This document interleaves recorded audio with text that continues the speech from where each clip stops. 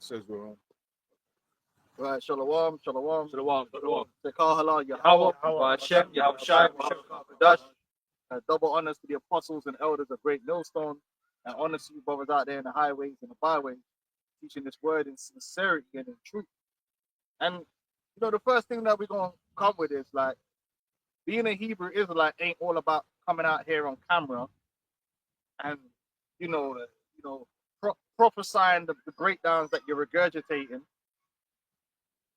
as you were taught. Well, some of them, because you know they end up like changing up shit, right? To be seen by everyone and act like, oh, I'm this great ancient prophet. That ain't really what it's all about, man. That's just a part of it. Well, you got guys that they come into this thing just for this street prophet persona. They want to be seen as that, not knowing that what really matters even more than that is how you treat your brother, man.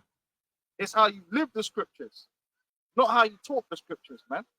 And it's like this guy, I'm gonna call names, man. This dude, the Wada man, right?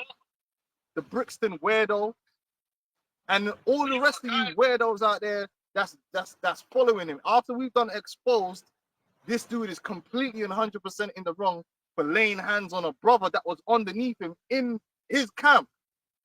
We've shown he had no excuse. Anytime a man's got to go on an hour and a half, yeah, and go back 6 years and start talking about this guy and that guy and this happened and that happened in order to justify something, you know they're wrong. You know straight away they're just trying to throw what they call it, throw shit at the wall and see what sticks. Trying to build up a narrative. There was no justification for putting hands on the brother Caleb. Only thing Caleb did was bring him to council and pointed out bullshit that he done. He never addressed it. Which he never wanted to address. Now, because a man bring you to council, yeah, and brought out your dirty laundry, now all of a sudden you get angry and now you wanna hurt man. That's the spirit of Cain. That's the spirit of Cain. That man didn't do nothing worthy of you putting hands on a man. Address it in the council. I mean, where in the scripture does it say you can do that? Nah, we don't do that. If a man removes secret, you're allowed to punch him up. And he knows we don't do that because even he said, "Oh, I was angry, I tasted it, and I sabotaged myself." So he knows that now we ain't in that spirit. If he was a man of the Lord, what happened to being patient? What happened to suffering wrongfully? What happened to letting the Lord justify you? So that's what we're doing now. If one of these brothers brings me to council and I get hurt because I'm convicted, then I'm just gonna punch man in the face. Should have said it. And you idiots you're down with that. That's because you're wicked, man. Let's read that in Matthew 7, man. Just because you go out here in the streets and start shouting and you say, "That's right," and you start talking about the white man, and then you start, "Oh no, but you shouldn't eat pork," and all that stuff, don't mean you gonna make it, man. It's Matthew chapter 7, verse 21. It says, "Not everyone that saith unto me, Lord, Lord, shall enter into the kingdom of heaven, but he that doeth the will of my Father which is in heaven." Doeth the will of the Father, which ain't just coming out here and putting on a show. And you get tested in moments. You know what gets tested? Your humility. Just like your humility and your sincerity, discipline, and your discipline is tested. Now, sometimes, yeah, we're gonna falter, but the scripture says a righteous man falleth 7 times. So if you're really a man of the Lord and you fail the test, guess what? You're gonna acknowledge you failed the test. You're gonna pray, you're gonna repent, and you're gonna try and do better. This guy ain't repented. He's tried to find a way to justify his behavior. And he was doing a bad job of it. You watch the video, he was flinching when I don't know if you watched towards the end of the video, but he was you could tell there was turmoil in his mind as to whether he should apologize or not. And you 100% should apologize. He's trying to find a way to frame it, man. You know, to put people on his side of the story. Yeah. You know? So you're trying to pick choice words. Yeah. You know? So I just want to read this quickly. You trying to throw me under the bus. Because in my video, I said I didn't want to hear nothing. That was after he'd already punched, man. Because guess what, man? If you punch your brother in the camp here, after all that's happened, then you're just out. I can't mend it because I already knew that he had problems with my aunt. And then you go and punch your brother, and you're in that kind of position, and it wasn't even like the brother did something to you. When I heard that you've been pacing up and down, so you had time to think about it. Well, he said he sabotaged. Yeah. And then you purposely decided to do that. Then what am I meant to do after that? What am I meant to do? You can't ignore that Satan jumped on you at that moment in time to do that. In my mind, I was saying to myself, you know what, man? He just got to go out there on his own. He obviously can't interact in a camp environment with other men. So he got to go out there on his own. So I don't want to hear nothing. He took what I said and then tried to use that to justify why he hit man. Oh, but even Ricard said that he didn't want to hear nothing. You dickhead. That was after you already punched man. You could have called me. You got my number. You still got my number. You could have called me and said, oh, you know what, man? What happened in the council? It wasn't correct, yeah? Can you have a look at what's going on? And guess what? You know why you didn't want to do that? Because my man had the document. So you knew that exactly what come out in that council would have been brought before me, Ricard, Ramar, and we'd have been reading it and be like, yeah, you a whole ass nigga, man. What you got to say for yourself?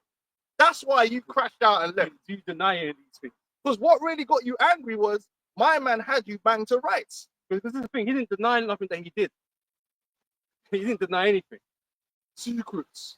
And that's the first thing, man. You want to come out and be open because you want to be put it in the open, man. You got to be open then.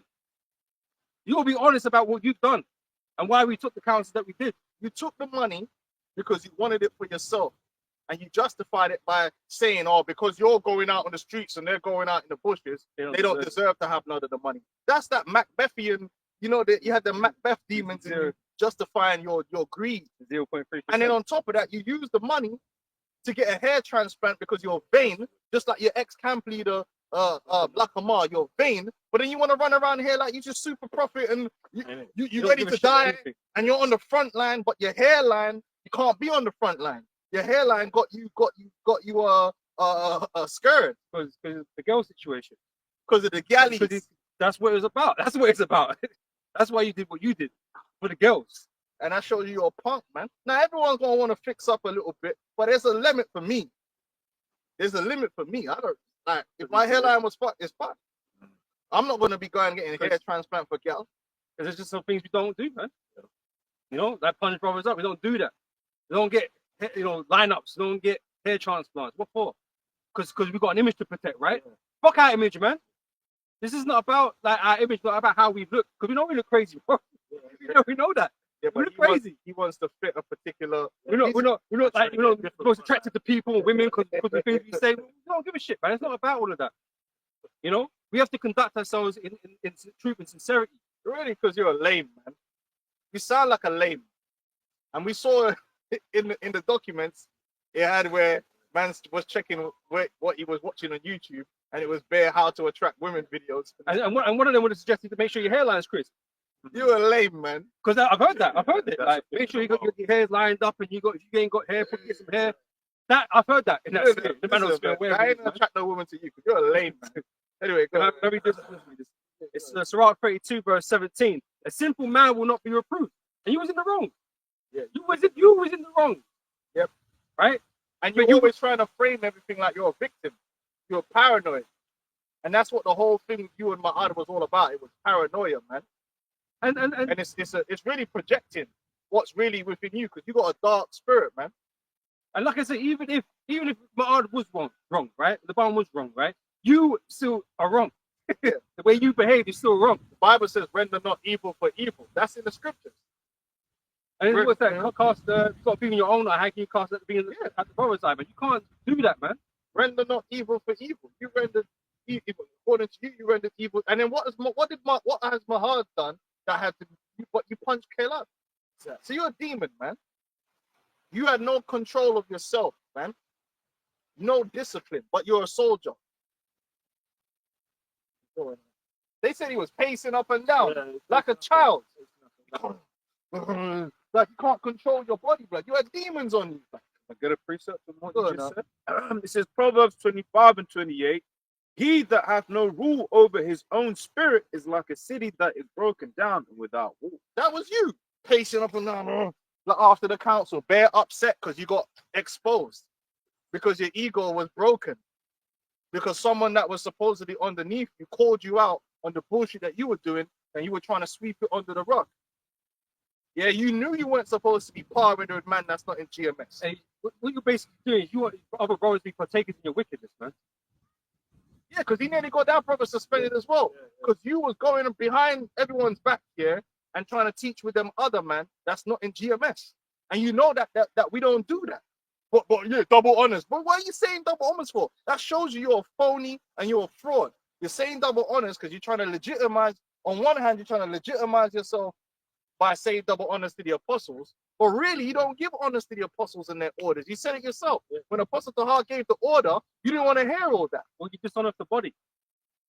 Because GMS is a body, you know? And so everything has to work in unison, right? With order. This is why if you come under the banner of GMS, a certain way you move, man. You ain't gonna see me You don't no move like teaching that. with no random people like, oh yeah, I'll just pull up and start teaching with it. Now, if I see man and they're respectful, I'll be respectful. Because how am I gonna be respectful with Satan? I'm not gonna be respectful. So if I see one of them brothers and they say shalom, I say, yo, shalom. That's different. Because what? How am I gonna hail up an Edomite at work? Oh, you all right, John? You all right, mate? Like, yeah. Obviously, if I see you, man, it's not fisticuffs. It's all right, cool. But to stand there and be teaching with man and be pulling up, and you were doing that when you know you shouldn't have been doing that. That's that unity camp type spirit. And then you got caught out for that, and then you got suspended. And even when you come back, one of the things he brought out in the council is you were laughing about it and you weren't taking it seriously. Because really, you don't think you did anything wrong. Mm-hmm. And you still don't. You still don't think you've done nothing wrong. And that's why the Spirit set up Caleb to Agent 5 to sort your thing out, man. Mark. Something more than that? Oh, no, but something else. Let me finish this. Back in Surah 32, verse 17. A simple man will not be reproved. You don't want to hear reproof, right? But find him an excuse according to his will. But if I, was happened to me, I would have done this and that. It's not about what you would have done or what you would expect to be done unto you, right? It's what you should be doing. And like I said, if it was certain man in the camp, yeah, you wouldn't have done nothing. You wouldn't have done that. You wouldn't have done that. So don't act like you're the super soldier because you're not. Some little Rasta mouse, and you're coming around here acting like you're tough, like you would have just punched anyone. You know what I mean? Like, behave yourself. Nah. But that's what the scriptures say. You justifying it. Just like how you tried to justify taking the money for yourself. Oh, yeah. That's why you're repeating it 100 times in the video. Like, they're going to teach you the bush. I'm not teaching you the street because I'm frontline. And you said it about 50 times. That shows you're pushing a narrative.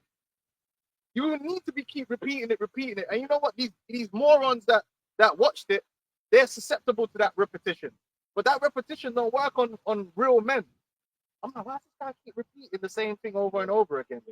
Trying to put man under a spell, trying to push a narrative into our brain to make you into the victim.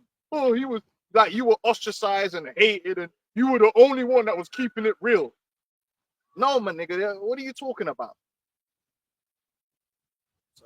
I'm the only one in GMS that was on the streets. That man in the bushes. It's like, why are you talking? When you listen to him talk about other things like Elder Mulata's up bar, Elder Apostle Bar, everybody's in the wrong except for him. Yeah, everybody's just not him. He's an ancient prophet. Yeah, he's an ancient prophet. He knows what he's doing. Only front line he cared about was this one. That's I mean, Harley Street. You know, preach on Harley Street. yeah. Right. Shit, go teach it for the parliament then. You know what I mean? You probably do that for the clout. That's what the clout takes some, man. He thinks because he goes out and teaches That's who did it. 5, 6, 7 days a week or however he wants, that makes you right. Yeah. It actually don't make you right, man. Because it's the simple things that's gonna expose you. Those simple acts of humility, those simple acts of faith, of understanding that defines a man. Not the big brawling displays of I'm out here at the camp and that's right. And you see me at camp every day. But then when it came to that council and dealing with it according to the scriptures with humility, we find out you ain't got no humility. You were filled with pride, and your pride leaded to anger and hate and it's suffering. You should listen to Yoda. Can I get a precept quick? It's from Romans 9, verse 11. For the children being not yet born, neither having done any good or evil, that the purpose of God according to election might stand, not of works, but of him that calleth. Like, you know, we're gonna compare who's doing the most, who's doing better. You think your works is greater? Yeah. But this election thing isn't about all the works you did. Yep. Obviously, they're going to have works. Of course, they are. Yeah, and you gotta go out there and teach if the Spirit's on you, right? But just because you go out there the most, don't mean that you're better than anyone else. Because he's still in Matthew 7. It's gonna tell you in that how he treated that brother, bro. That cancels out all that what you were doing. Yeah. You don't seem to understand that. That cancels it out. What did the Lord say? Love the Lord thy God with all thy soul, and love your brother as thyself, man. Love worketh no ill to his neighbor. You showed ill will to that brother, and all he did was bring you to counsel, which is what he should have done. He didn't go and expose you to the world. He brought you to counsel in front of the other men in the camp. Now, if you didn't do nothing wrong, then it wouldn't have been nothing. I was going to say, this, right? Because what's the purpose of a council? Is it so you can get lashed and kicked out and just like, you know, cast down? No, it's there for correction, man. We're gonna address something here. If it can be addressed and it can be corrected, that's what you're gonna do, man. But you just had to do something else with that, man. Man say he betrayed him. No, that's bullshit. Man, like, if anything, he done the right thing. Because guess what, man? If you know a brother's been doing BS here and you talk to him and he don't do it, the scriptures even tell you you're supposed to bring him before the church. And peradventure, if it's a humble brother, then he fix up. You could have just turned him away from his wayward path. But you didn't see it like that. You got hurt. Oh, he betrayed me. That's because you don't think about things like a man. You're like a gal. Oh, he betrayed me. He gave out my secrets. Bro, the Lord knows your secrets, man. How about that? Proverbs 27:5, open rebuke is better than secret love. You were openly rebuked, man, and you didn't like it. Now, if you can't take rebuke and you can't take reproof, then all that what you're doing out there on the street don't mean nothing. It don't mean nothing because you yourself, as a vessel, you're tainted, you're corrupted completely. Just going out there like a Hebrew NPC regurgitating breakdowns. I'm on the front line. There's been plenty of brothers that's been out there on you think them man would have like look at a prime example, Element. I remember this guy Element, man. He was a great speaker out there. You know, he remembered all the breakdowns. Yeah, but what the one thing he lacked humility, man, and it ended up costing him. And I remember one time, even the way he used to like treat brothers, man. I remember one time I was watching a live, and he done a lot of shit. Some of the stuff I don't even know if it's out there, so I'm not gonna say it because I don't know if it's out there. But he done a lot of shit to them brothers, man, behind closed doors. Yeah, but you ain't gonna see that because all you're gonna see is my man at camp. I remember one time I was watching a live lesson and it was him and Elder Yashawamba, who's now the elder. You see how the spirit works, right? Who's now the head, right? An actual bro, and he was tested by Element. And I remember watching it, and I think Elder Yashawamba's son must have made some noise in the background. There's a little bit of noise in the background, and he was like, "Shut them little niggas up," like that. Man. And I was like, I remember me at the time, I was hurt. Like, I was like, why is man talking about man's kids like that? It ain't even that deep. It ain't even like it was proper. But even so, man could have just said, yo, bro, is there a way you can cut out some of the back? But it wasn't even that deep. But yo, bro, because you love, bro. I wouldn't talk. If I'm on a live stream in Chicago, yo, shut them little niggas up. I wouldn't talk to a man like that. Especially for the world to see. And I remember I see Yashawama just sit there and take it, yeah. But he a humble cat. And I know for a fact he took a lot of shit from that guy. But in the end, the spirit got rid of him. And you see where he is now. And now the elder Yashawamba is in the position where the Lord put him, and a humble man. And then you see how the Dallas camp just flourished after that. Yeah. You understand? But the point is that he had all that going out on the street, doing this, doing that. But he lacked the key elements, man, of humility and understanding and love for the brethren. He ain't the only one. Patak. We could go down a long list of dudes that's been out there. And he knows those guys. He's been in it long enough to know about them. Ja Rule, or the Ayasha Maf. Ain't nobody knew the precepts like Ayasha Maf, man. He knew all the precepts, all the breakdowns. Of Jeremiah 9 and 23. Thus said the Lord, let not the wise man glory in his wisdom, neither let the mighty man glory in his might, let not the rich man glory in his riches, but let him that glorieth glory in this, that he understandeth and knoweth me, that I am the Lord which exercise loving kindness, judgment, and righteousness in the earth. For in these things I delight, said the Lord. And if you knew the Lord, you would all automatically know what the way you conducted yourself, right? From what was brought in that council and the way you conducted yourself after what came out of the council ain't right. It ain't right, and it's indefensible. It's indefensible. You should have just, and I would have thought by now, because sometimes you give a man time, and you think, okay, you know what, man, shit, man, the way I dealt with that was wrong. That wasn't right. You know, but he's still doubling down on it. Yeah. He's doubling down. And now the same men he once fought with or learned after.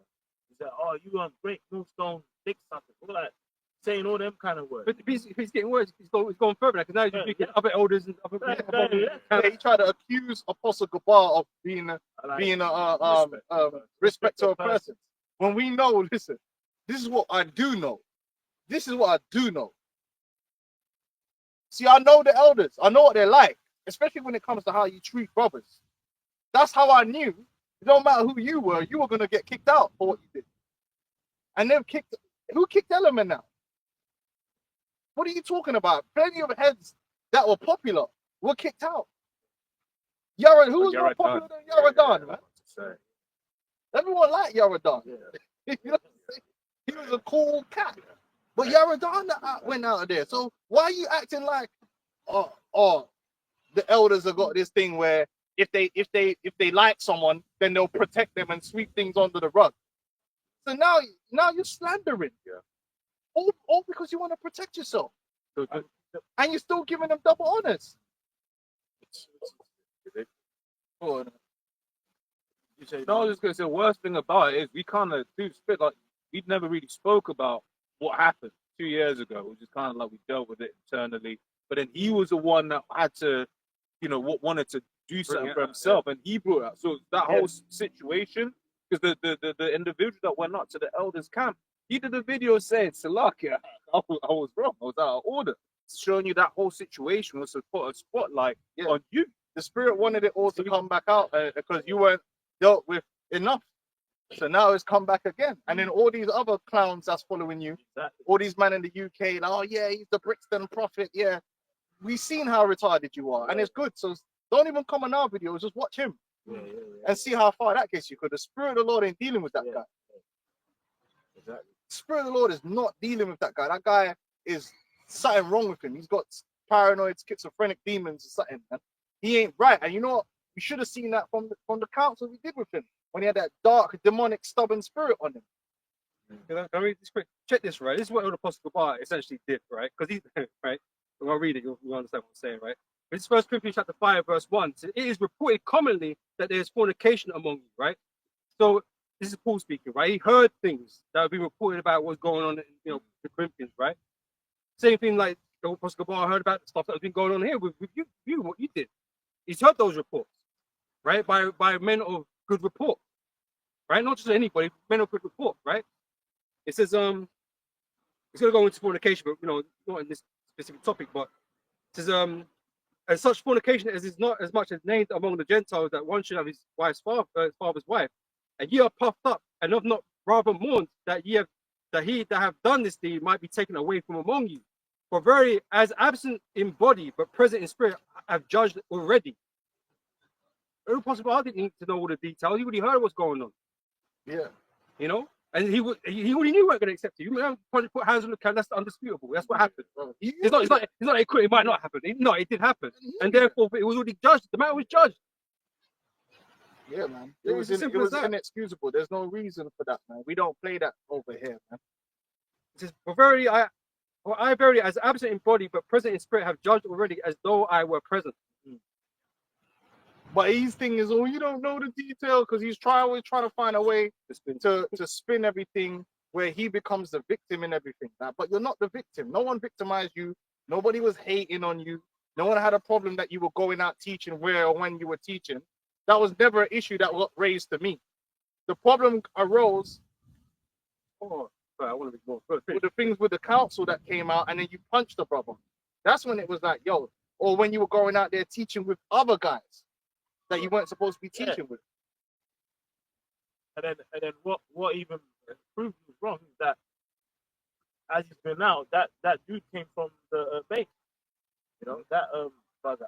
Oh yeah, another demon. Yeah, and you see, started linking up with him. See, because they're demons, So man. really, the spirit proved what him being kicked out. And the spirit was. And that guy's a super demon. He's a demon. Man. He the shit he was doing. Brothers did the testimony about the super demonic, crazy, schizophrenic, demonic shit that guy was doing. And then now, obviously, after the passing of a great brother, he's trying to like. You know, Trying to throw shade on trying him. to throw shade. But that don't matter, because guess what? If a brother passed and he's gone, ultimately the Lord is gonna secure his legacy. Exactly. When he comes back, that's how you're gonna know. Demon, man. Yeah, it's like I just want to read more of this, man. You know, go into more, right? This is verse 4. It says, in the name of our Lord Yahweh Shai Mashiach, when you are gathered together and my spirit with the power of our Lord Yahweh Shai Mashiach, deliver such an one unto Satan for the destruction of the flesh, that the spirit may be saved in the day of the Lord Yahweh Shai. Your glorying is not good. Know ye not that a little leaven leavens the whole lump? You got leaven. Yeah. You have leaven, man. You don't want to acknowledge it, but you do. You know? Yeah, that's why the Lord to the Spirit had you even said We've it all to got leaven yourself. that we need to He purge. sabotaged himself and got him up out of there. You know, because maybe we would have ended up having a council about it. We would have been going around, and you never know. I might have been stupid enough to have mercy on you. So the Lord had it where there was. It took it out of our hands, man. That you got you the hell up out of there, man. And good. But we don't want weirdo niggas like you around anyway. You're a weirdo, right? You could never be wrong. Right? At no point in any of them videos did you admit to anything that you did that was wrong. And that's the sign of a weirdo. It's always someone did something to you, and you know that it's all projection of the wickedness which is in your own heart. It says, purge out therefore the old leaven, that ye may be a new lump, as ye are unleavened. For even Yahweh Shai our Passover is sacrificed for us. Therefore let us keep the feast, not with old leaven, even with the leaven of malice and wickedness. You got malice in you, man. Yep. Right? But with the unleavened bread of sincerity and truth. Yep. These things you're lacking. Alice, man. You know, and still years later. And the thing is, brothers didn't even go in hard on you. We just let it go. And just I told them, brothers, let it go. You just, brothers, just keep teaching, doing what you're doing, man. Can we still got Matthew 7? Yeah. Man, this guy a demon, man.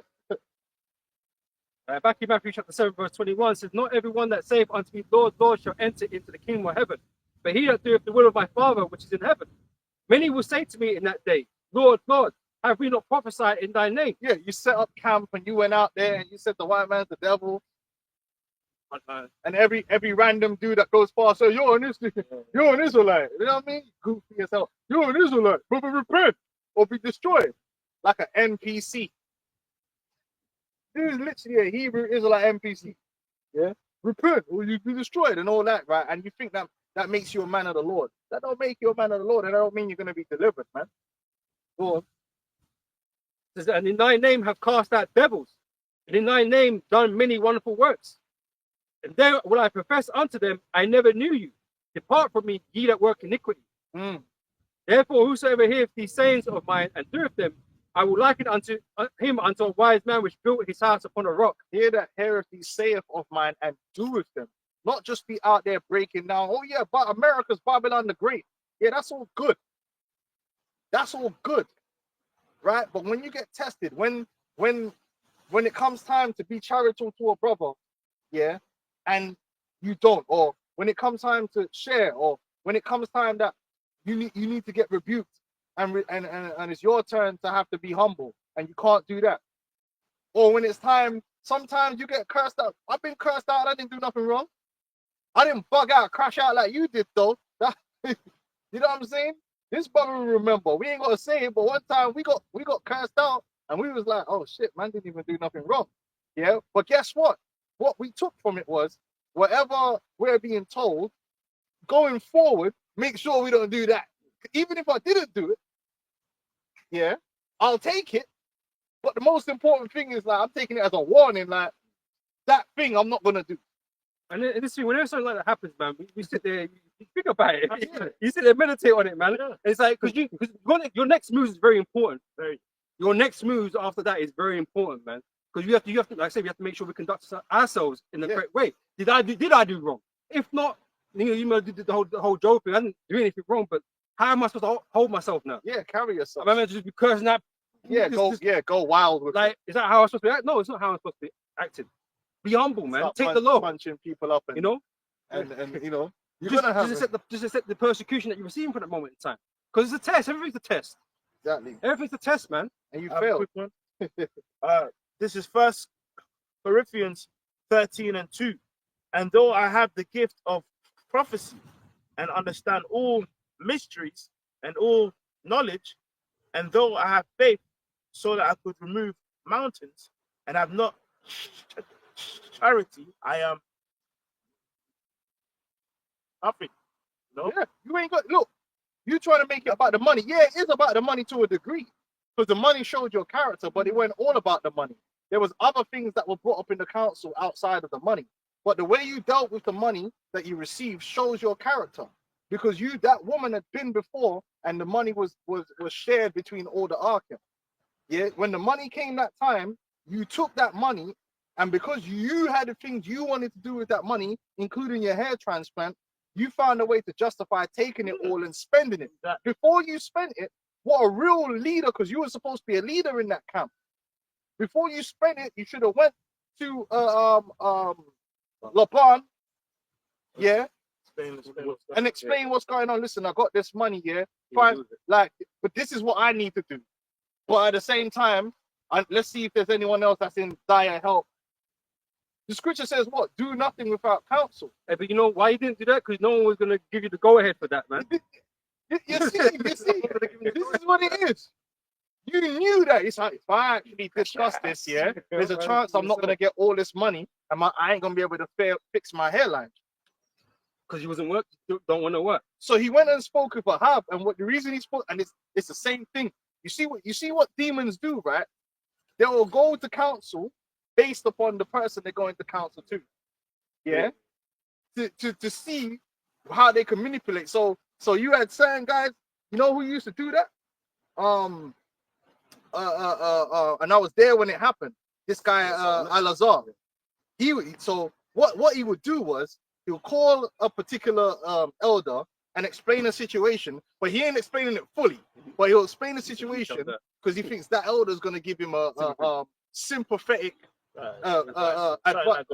order, so that when he goes to the man in his camp and they're like, wait, what's you doing? He can say, well, this elder said this. Oh, okay, can't say that. And then now you can't say nothing because you're playing them off against each other, yeah? Or you know that one elder's not gonna hear your nonsense. You're gonna go to another one that might be more sympathetic to you, yeah, on purpose. So who we went and discussed it was Ahab, and then even tried to throw Ahab under the bus. Why did you go discuss it with Ahab? When you're a leader in the camp, you should have discussed it with either Laban, or you could have called me. You could have called Ramah. You could have called Rakah. You chose to call Ahab because you know Ahab is really nice. And he said that, and he has no sincerity, and you knew that. So you could manipulate the outcome of the conversation, yeah? And then in the end, after you've already spent the money, you gave the brother £30 because you'd already spent all the money, and then had to promise him in the future that you were going to give him some of the money. Which he admitted he didn't know how he was going to do it. Which you didn't know how you was going to do it. So you were just leaving that up in the air. Right. So it was a bullshit IOU type thing. Right. And I got this. Because he could have said, oh, it's the Lord that gave me the money, but I ain't going to tell you how I got it. Why not? If we're all being open, why not? Yeah, you're That's a demon, wicked. man. That's not how things are done. If that happened, if this brother got the money, I know he would come and say, yo, Yeah. like I got this money, boom, boom, boom, boom. Hey, but you know what, man? It's a spirit because I got to pay my rent and I said, brother, then Take your rent. there's for the rent. Yeah. You need a little money in your pocket that left over, but we will still ask, yo, does anybody need a little thing? You say, okay, brother, can we spare some money out of that for this brother? Because he need that. Yeah. No, but you knew you didn't want to do none of that. You wanted it all. You was like, He said the prophet. yeah. Even if it did say just for him. Exactly. The Tipex. Yeah. Yeah. Bro, the demon probably Tipex it, bro. Yeah. And then guess what? At the end of the day, man, it was a test. That's it. Because what? Like, come on. Let's just say, yeah, because you said to the prophet, right? So if she came with a check of 100K, or if you said the prophet, so I'm gonna take the 100K also myself. Like, And then after the fact, yeah, well, but these man, I'm on the street. I'm on the I'm on the street. streets. Them man are in the bush. But you know what? It's funny, man, because they always talk about this, man. The time when they was making money, the church, the school was making money and stuff like that, and people was getting corrupted, man. And it's funny because you say, "Oh, it's about the money." Yeah, it was for you, because as soon as that money fell in your lap, man, that's when corruption. Look, it was And as that soon was as that. really the beginning of kinda- that for you. That's it. That's what I'm saying. Look, bro, spiritually, The money got you. like the fact it didn't. He says it didn't include that letter. That's demonic. That's the boundary of Yeah. bringing it to the body or not. Yeah. Like that. If it said the letter for the whole camp, Yeah. S, then I would have brought Which that. is fine. Caleb said that he thought that's what he saw on the letter. But this demonic nigga saying it only said of the Brixton prophet. And the thing is, you already knew you owed that brother money. So that should have been the first thing you exactly. thought about is paying the brother money back. But it wasn't. Yeah. So that S is the boundary. Wasn't there a That's previous terrible. time when the same lady Yeah, came? she came twice before, gave them brothers Yeah. books, gave them money, and that's why. So he knew, not all of this might be mine. Yeah. So let me just hold it down. You're a demon, man. It's the book of First Timothy 6 and 9. But they that will be leached fall into temptation. And hey, $3 is a lot of money. $3 in it. It was a lot of money. It's not rich, is it? But even that bugged you out. That's what Even I'm that saying. $3 bugged you out because you think, oh, what can I do with it? It bugged you out. That Man. is You could have easily paid your rent or whatever, had a bit in your money in your pocket, and helped out another brother, like the same brother that was with you in the camp. That money you spent on the hair transplant that could have went to the brother to pay, because he said he was hard up at the time. He needed peace. Nigga, you wicked, man. He didn't even give it the option. He didn't even check to see. You just went and spent it on yourself, man. And you got demons on the comment board making him into the victim. Oh, them man they only wanted to know it, man. They only wanted to know him because of the money. What are you talking about? This brother's been in the camp the whole time. What do you mean they only wanted to know him because of the money? And then he said, and then they didn't take the money. So yeah, because it wasn't about the money. Now I told them they should have took the money, but now you know what? They're right. You know that they didn't take the money because he's a demon. You could keep it all and go with it, man. I'm glad that whole thing happened because it exposed you. It goes on to say, fall into temptation. And it's there. You got tempted. Oh, $3. You know what I could do with that? Fix my hairline. that's the That's first the thing. point. That's the point. First thing on the list. I see them billboards. I drive past all the damn time. You know, you ain't got to go to Turkey no more. You can get down there for $3. Yeah, I mean, there's You know? things to do, pay rent, do food shopping. Like, there's a lot of things. Buy a bitch. like, That's wild. a man probably didn't even eat. He just went straight through the hairline. But that's when we were speaking about, so I'm thinking about scripture in Sirach, is it, or Ezra about the woman, man. How the woman is strong because what was it? Al-Azhar did it for the woman. Yeah. Lakamar did it for the woman. That man's doing it for the woman. All to do with their hair. Because but the thing is though, it's like this in this world, right? You know, having a beard is you know, it's kind of changing now. But certain culture, having a beard, women find that unattractive. So what, you're gonna shave off your beard now for the gap? You know what I'm saying? Listen, man, listen. Maybe I grew up a different way. Yeah, you're gonna obviously, fix things up a certain way. But I grew up. My brother told me one thing. He said, "Listen, man, some gal think you're nice, and some gal think you're ugly." That's the way the game rolls. It's almost impossible to be as an average man, to be universally liked by all women. And guess what? Fucking It incel. ain't supposed to be that. And way it's anyway. look, bro. Some gal like you. Yeah, They see you and they just rate your thing. Otherwise, everyone would be fucking. 100%. Whether your beard is a certain way or not, they'll just rate your thing, Yeah. man. Yeah. But these men are incels. That's what it is, man. They got no confidence in their incels. They're probably sitting there watching Manosphere videos Innit? on All repeat day, all the man. damn time. Oh, the women only want you if you're 6 foot tall. And it's like, bro, then how am I getting girl? Yeah. That's bullshit, man. No, you just go out there and the gal that's for you, you will get it. That's it. Yeah. But really, just concentrate on the work. Precept. What do you need to fix your hair like for? This is from 2 Ezra chapter 14, verse 14 and 14, right? Let go from the immortal thoughts, Yeah. cast away the burdens of man, put off now the weak nature. You got a weak nature, but you're out here acting like this tough ancient prophet on the front lines. Bro, how does that make sense? How What? does that make sense, man? What, like, of what? Brixton? Oh man.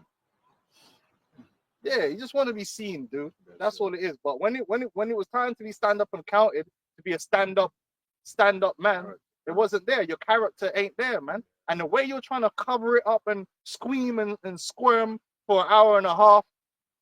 Yeah, well, you know, I got to explain the whole story. And then you start, when I was, you might as well have went back to when you were 3. When I was. You know, it's like how I met, like you know how I met your mother. It's like you only care about the end, but it's like they're telling you this Yeah, massive ass thing that ain't got nothing to do 9 with it. years worth of backstory. Like, See, when I first came with the truth, I ordered a garment on Amazon, and it's like, bro, come on, man. Yeah. 9 years ago, it all started with his hair. can I just say on the manosphere? That's why certain elders they really push that thing of being careful what you ingest, man. Right, You got to be careful, man. Yeah, because like when you're just indulging yourself in that, like you're just seeing, as the elders saying, you see, oh, they only want me from this kind of way. It's not really like that. No, how could it be true? Listen, you go down, bro. Even in this park right now, there's bear man under 6 foot with a gal. How's that true? There's bear man in this park, and anywhere you go, oh, women only want a guy that's earning 6 figures. Really? Because when I go to drop my child off at school, and all these parents are turning up there, I really don't think that most of these men are all on 6 figures, bro. And it's a big earth, bro. It's fucking. Well, men on 6 figures is like 1%, like No, 10% of women. No one else ain't getting gal. No, Nah, bro. It's just a couple gal that man, bro. They're forming lines. On the They're forming lines to Certain ones one in a dude. postcard. Yeah, in an internet thing, and they ask them a question, and now Yeah, the whole you watched yeah, it on repeat 50 times, Yeah. so that becomes A everything. fucking bitch that you probably never bump into. Yeah, Yeah, yeah. I was getting gal when I was at Primark, fam, Shit, man. and I never heard a gal tell me nothing about how much I need to earn. That's it. Yeah, I that's took a gal to fucking cinema and bought a fucking £12 bottle of Bacardi and got the panache. Like, what's man talking about? you know what I mean? What are you talking about, bro? But it's Yeah. incels, man. So, They watch too much Too much, fucking yeah. and it's videos, man. it's like, Big up. the last thing. So I've legit seen this when like these individuals they're just looking in the wrong market, man. Yeah. Right? I remember there was this guy I used to work This is with. probably not the best place to go. You know what I'm saying? What would you call it? It's like I've seen certain guys where it's like there was one guy I used to work with where there was like an Elam thing that was on him, right? But he wanted this Becky that would have just destroyed his life. So he's just there like, why doesn't she want me? But then he's got this thing there that's on him. Get with a gal that like you. And if the gal that like you ain't right, there's something wrong with you. You need to switch up your game a little bit. You know what I'm saying? That's what I always tell guys, but you going in a club trying to get a gal. What results do you want to get? Go to a book club, man. You know what I mean? Well, I go get a girl that's more refined, blood. You know what I'm saying? If you interviewing a bunch of gal from the deep ghetto or somewhere in Miami, they're gonna be all a certain way. But that's not That's not reality. that's not It's- reality, man. It's selection bias. It's selection. Once again, if you was to watch a video of London, these are how women in London are, and they go to Shoreditch, that's very different to the kind of girl you're going to see in Chelsea. Yeah. So you gotta like relax off the algorithm. The algorithm will fuck your mind up and Fuck your mind up, bro. have you feeling inadequate, Bro, man. it's like I say, it's a Got too many big voices earth. in your head, Like, bro. it's something I was talking about with your brother. Obviously, I was living in Ghana. Bro, there'll be dudes. He's a carpenter or engineer. You know, trying to get his pennies up, but he's still got a wife. That's Bro, there's homeless man with gal. there's homeless man. There's I've seen crackheads with together It's a So big then, earth, man. bro, what we? You know what I mean? But they watch a video. Yeah, Well, I only want a man that earns 500 k. Okay, let the bitch have a man before 500 k. I don't care whether she'll find him or not. It ain't me, man. so I'm not bothered, bro. That doesn't mean I'm gonna sit there behind my on my But I phone want this angry. one. Oh, these women. Ah! It's like, bro, No, calm the those- fuck down, man. Those women. Then, Yeah, like, then Oh, as soon as the opportunity comes, go take the $3,000 and oh, man. get a hairline sorted. They don't care who needs the money. yeah, bro. that mental rage, man. Everything change. My life will change. Go, man. I bet change.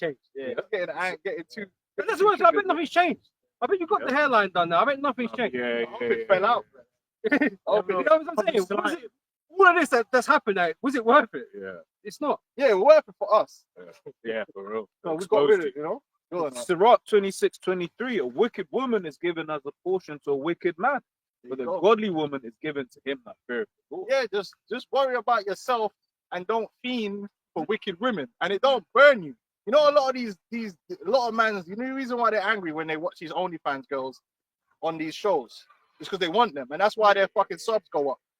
Because if you don't want a woman, it won't really bother you because you'll be like, I already knew hoes existed, Yeah. so it doesn't make me angry that there's hoes sitting there talking about because Their demands. like I would never be. I don't want to be with her. It doesn't hurt me in any way. Do you? You're just gonna die a horrible. You know what I'm saying? Like, but if these men want these girls, they want to wife these hoes. That's why they're so upset and angry, and they just keep watching the video, watching. And them. that says something about their own character. Yeah, like don't.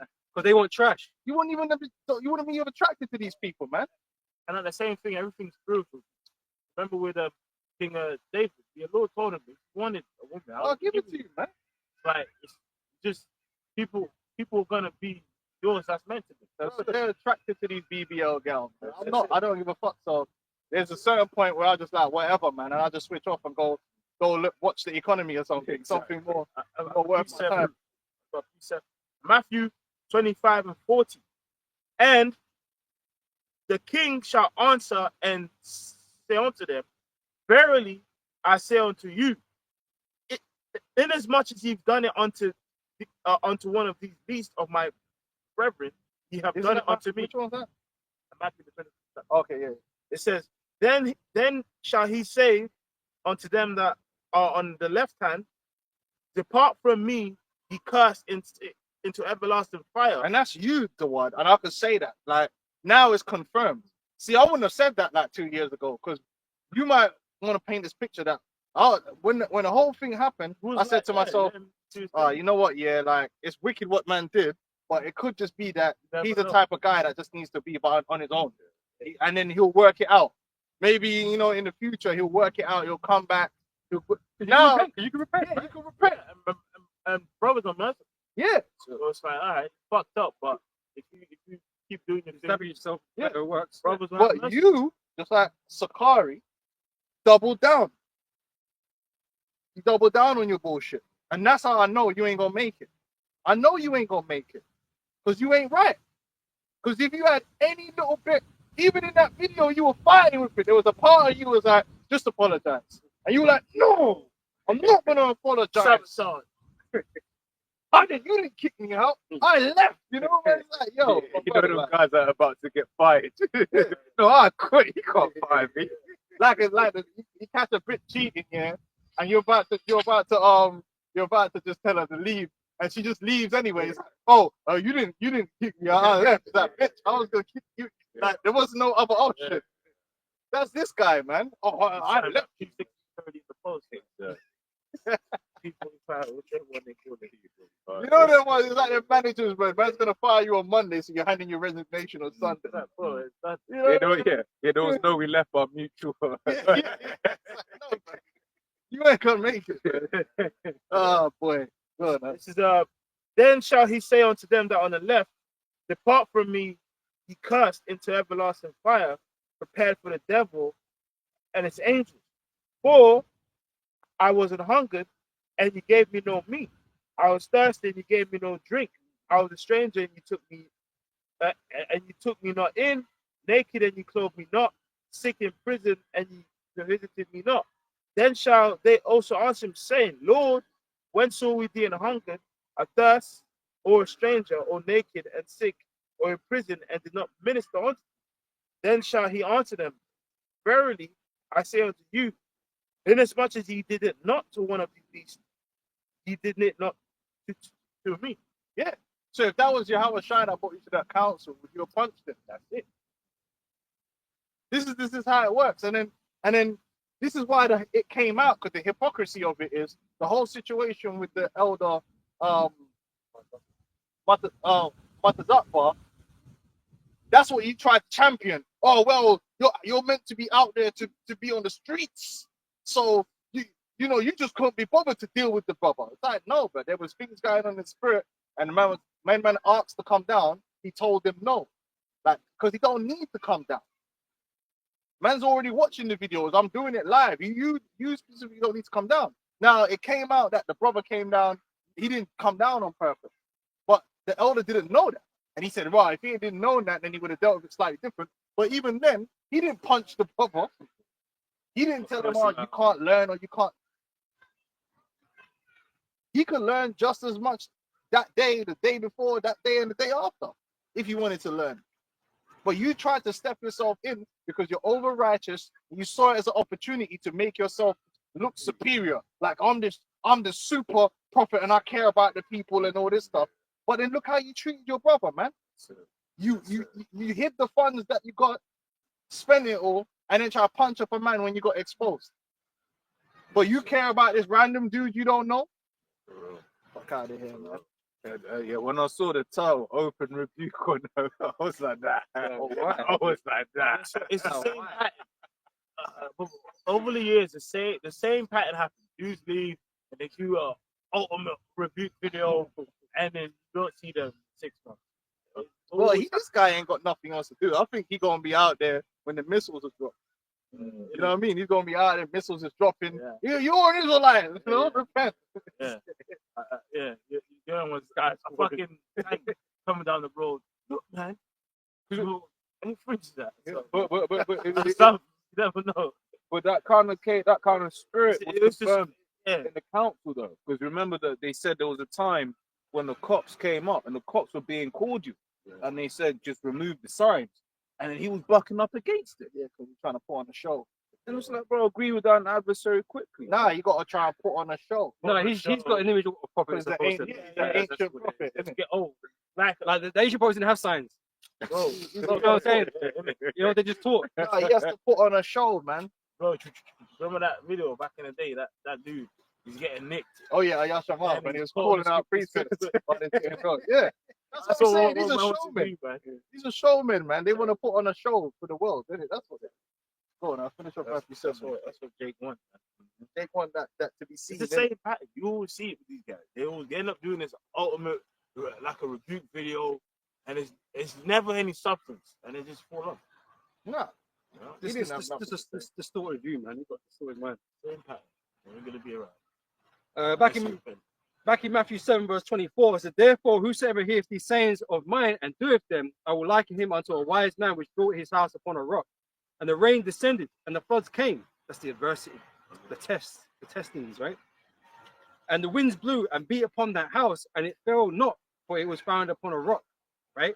"And everyone that heareth these sayings of mine and doeth them not shall be likened unto a foolish man which built his house upon the sand. And the rain descended, and the floods came, and the winds blew and beat upon that house, and it fell, and great was the fall of it.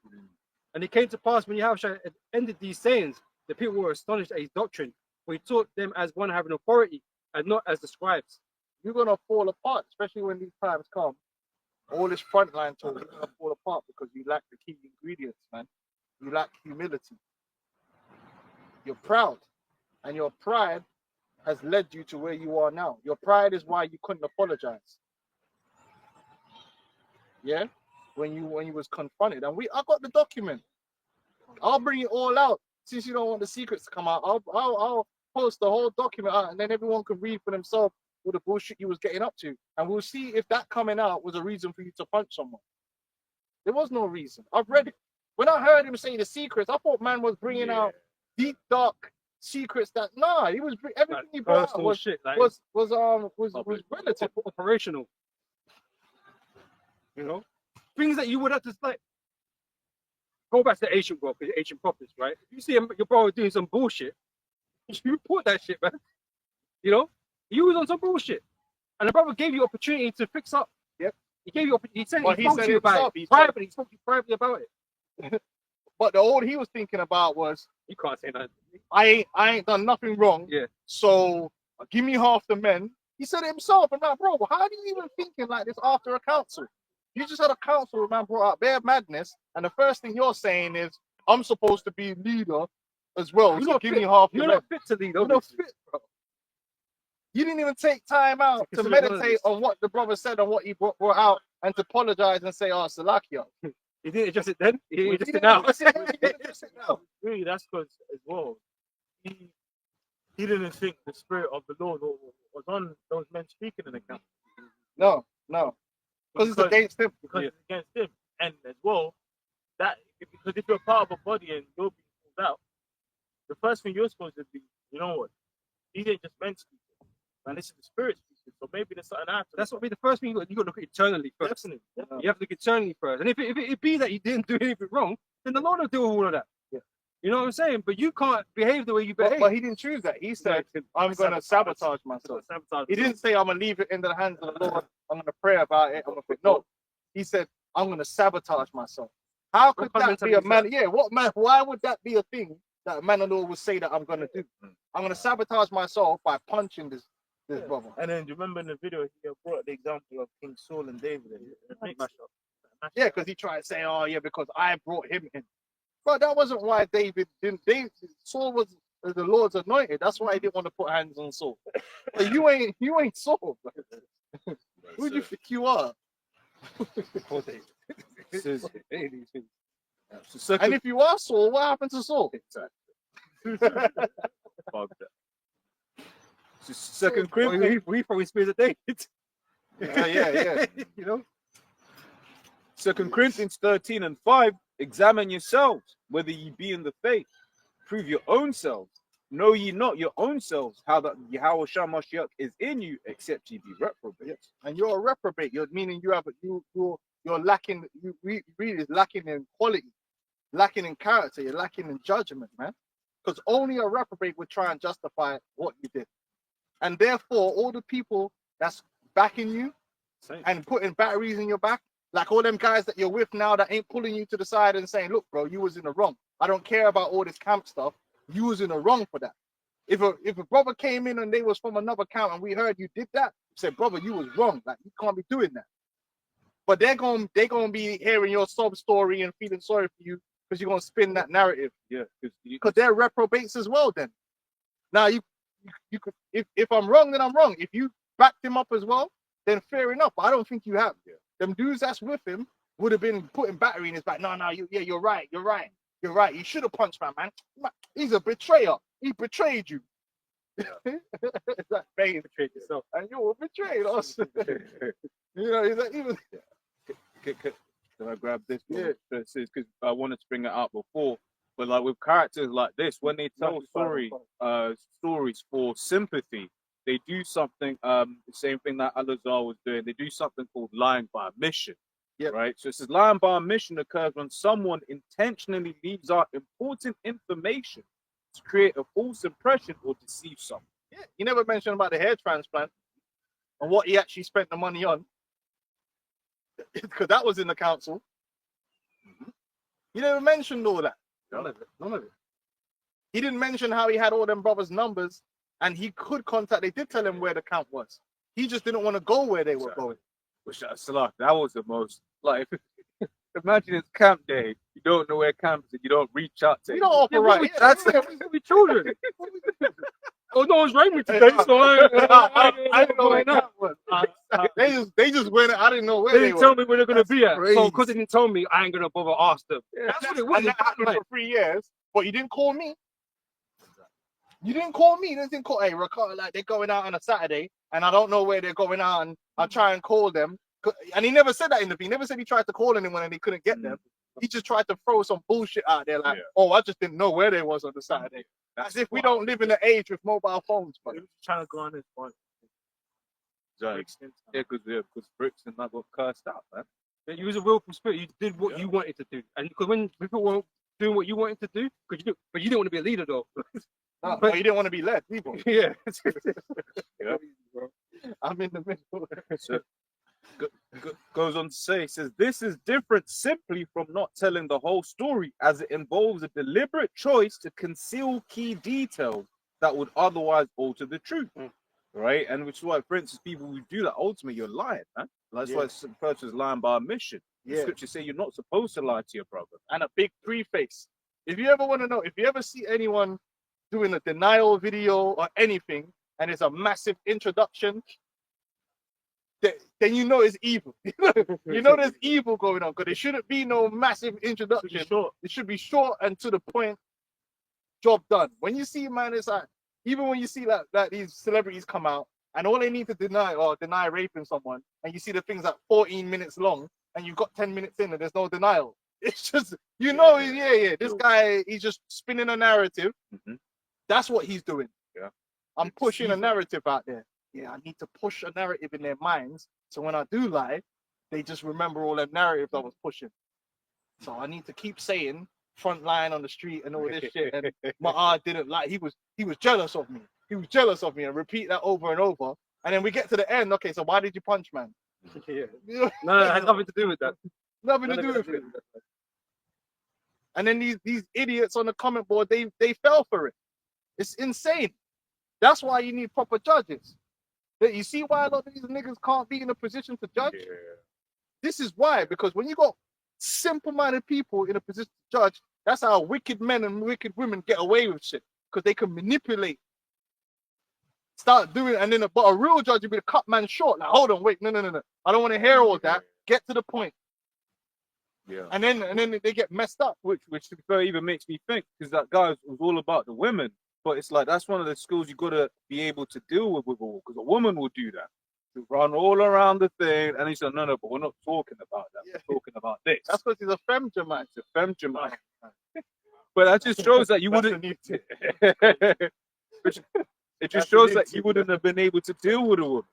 If you see Well, what I'm saying. based upon what came out of the council, actually, let's not go there. Yeah. That was just the point. Yeah, It's right, like- Matthew 5:5, man. Yeah, go on, man. It's a book of Titus 1 and Spirit. 7. Oh, can we get the fruits of the spirit? What's that? Ephesians 5? Is it? Or that? 1 and 7 say, for a bishop must be blameless as the steward of Mosiah. Right. If you're a bishop, mean you're a leader, and whether you like it or not, you was a leader. Mm. And the thing is, you didn't say I don't want to be a leader, or I didn't desire. But you never said at any one point, when at any point did you say, even when we made you join Join leaders, heads, yeah. you didn't say, well, you know what, brother, I don't want to be a leader. I just want to be another brother in the camp. And let the barn do the thing. Because he's bare humble, isn't it? Like, so he don't want no authority. The whole problem was you didn't think you were having enough authority, but apparently you didn't want the authority.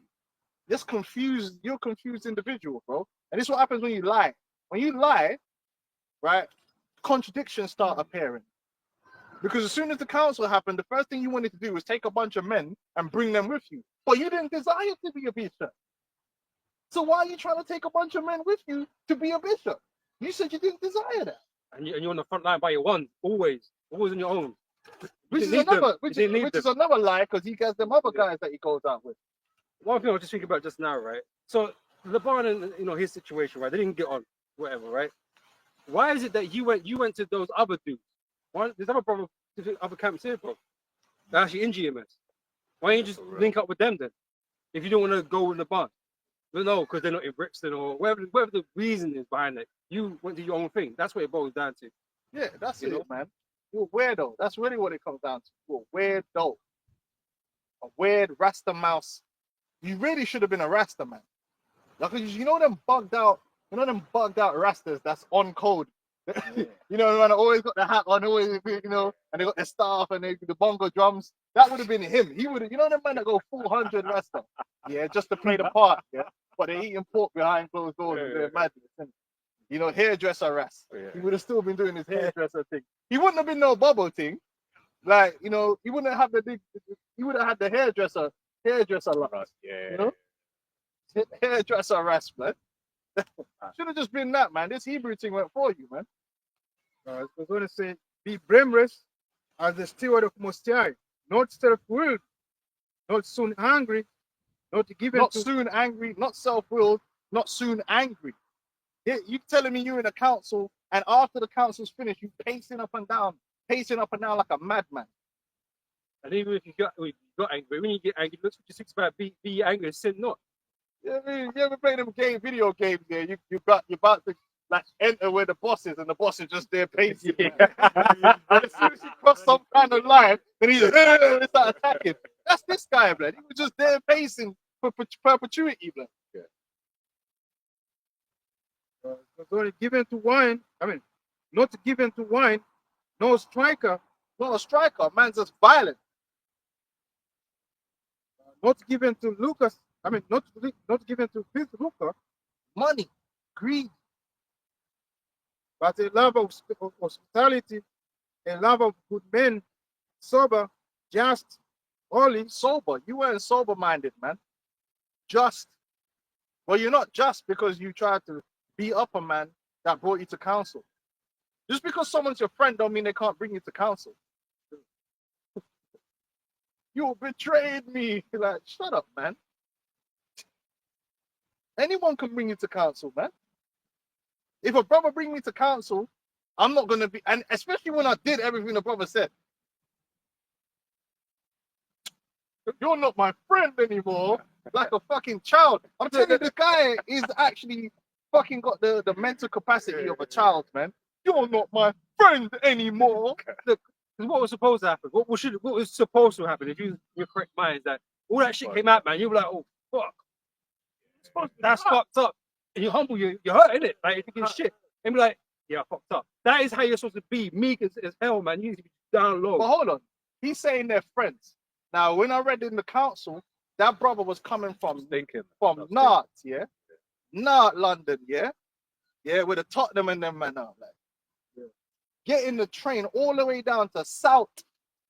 Gotta say it like that, South, just to get an SD card because you was moving hella bummy. You didn't have no internet or something of what was going on because you work sometime. But I heard man telling me about how you said you didn't want to work for the white man. No, listen, but I work for the white man. I gotta pay bills. That's how I got internet in my yard to upload my videos. So this brother was the one doing it. So he was going out of his way to come to collect the SD card to upload your camps. Yeah. And when you got that bit of money in it, he's the one that was with you the whole time. You gave him £30 out of $3,000 and didn't even inquire about the brother's life. He's your friend and you didn't even know how hard up he was at the time. But he's your friend. So it only goes one way, right? It only goes one way. Convenience. The convenient. Yeah, he was just convenient. You were using him. You were using him, man. And then when it all got on top, that's when you were like, actually, no, I'll give you £1,000. But yeah, when I get it, like, you know, whenever. Preset. Sorry, it's 1 John chapter 3, verse 15. Whosoever hateth his brother is a murderer, and ye know that no murderer hath eternal life abiding in him. Hereby perceive we the love of the Most High, because he that laid down his life for us, and we ought to lay down our lives for the brethren. But whosoever hath this world's good, and see his brother have need, and shut up his bowels of compassion for him, how dwelleth the love of God in him? Yeah, the guy, in fact, when you're talking about the murder, it's a good thing man never had a strap. He might have shot the guy, because he lost control. Yeah. In his rage, in his wrath. They could have shot him, could have stabbed him. Hey, wrath is not made for man. Yeah, I was thinking about it. Well, where was all the spirit? Where was all the scriptures in them thoughts when you was thinking?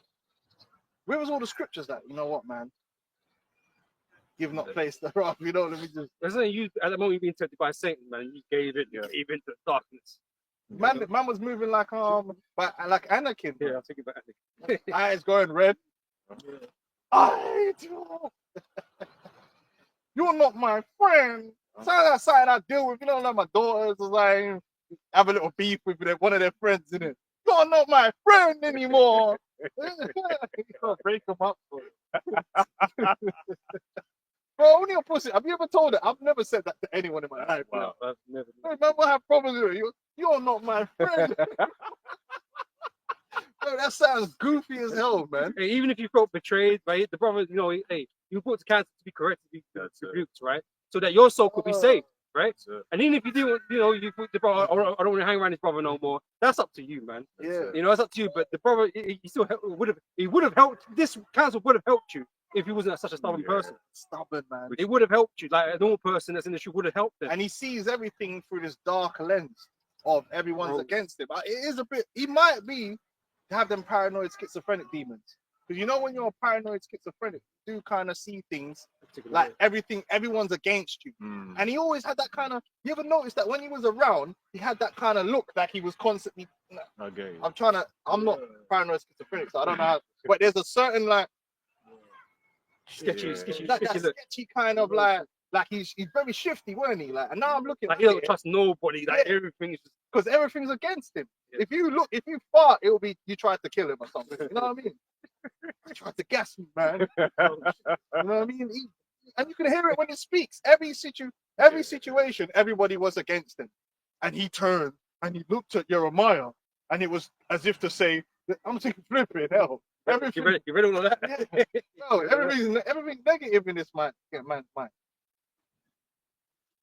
Just one more verse. Verse 18. My little children, let us not love in word, neither in tongue, but in deed and in truth. That's right. It's all about how you operate.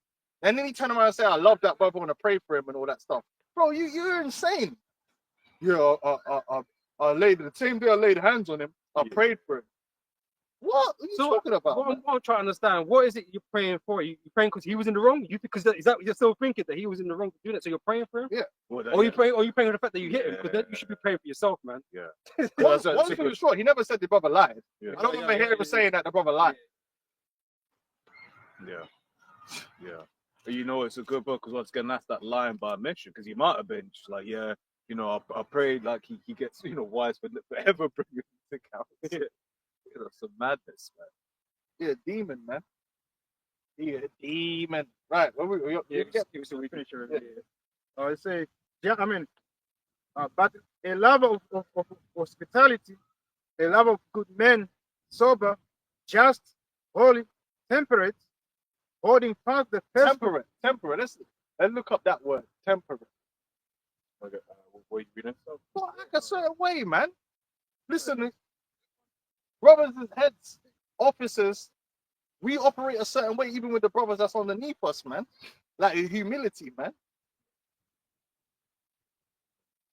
Like, there's a way we operate, especially in Great Millstone, and these brothers can tell you, being brotherly. And we've had situations where brothers have brought other brothers to council and didn't like when brother did this and that, and we dealt with the council, whatever had to happen from it, and we move on.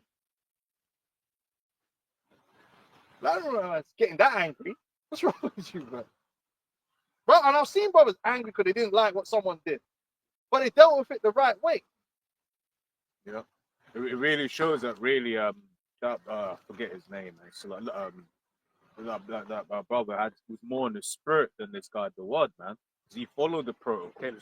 Caleb Dawad, yeah. He made sure he brought his receipts. He typed it all out because it was a lot. Yeah. He typed it all out. Yeah.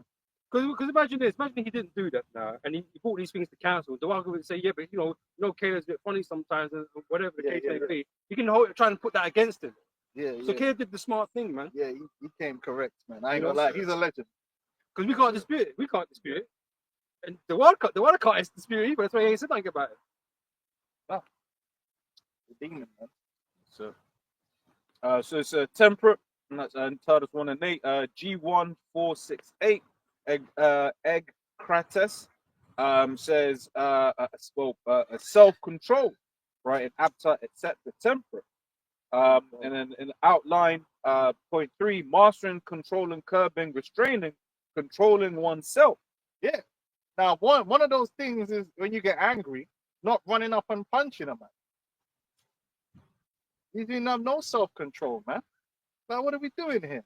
And like I said, you only had no self-control because of who it was. Because I'm telling you, I know for a fact if it was Big Shacks or something like that, yeah, you weren't going to be doing that because you would have been in fear of your life. Yeah?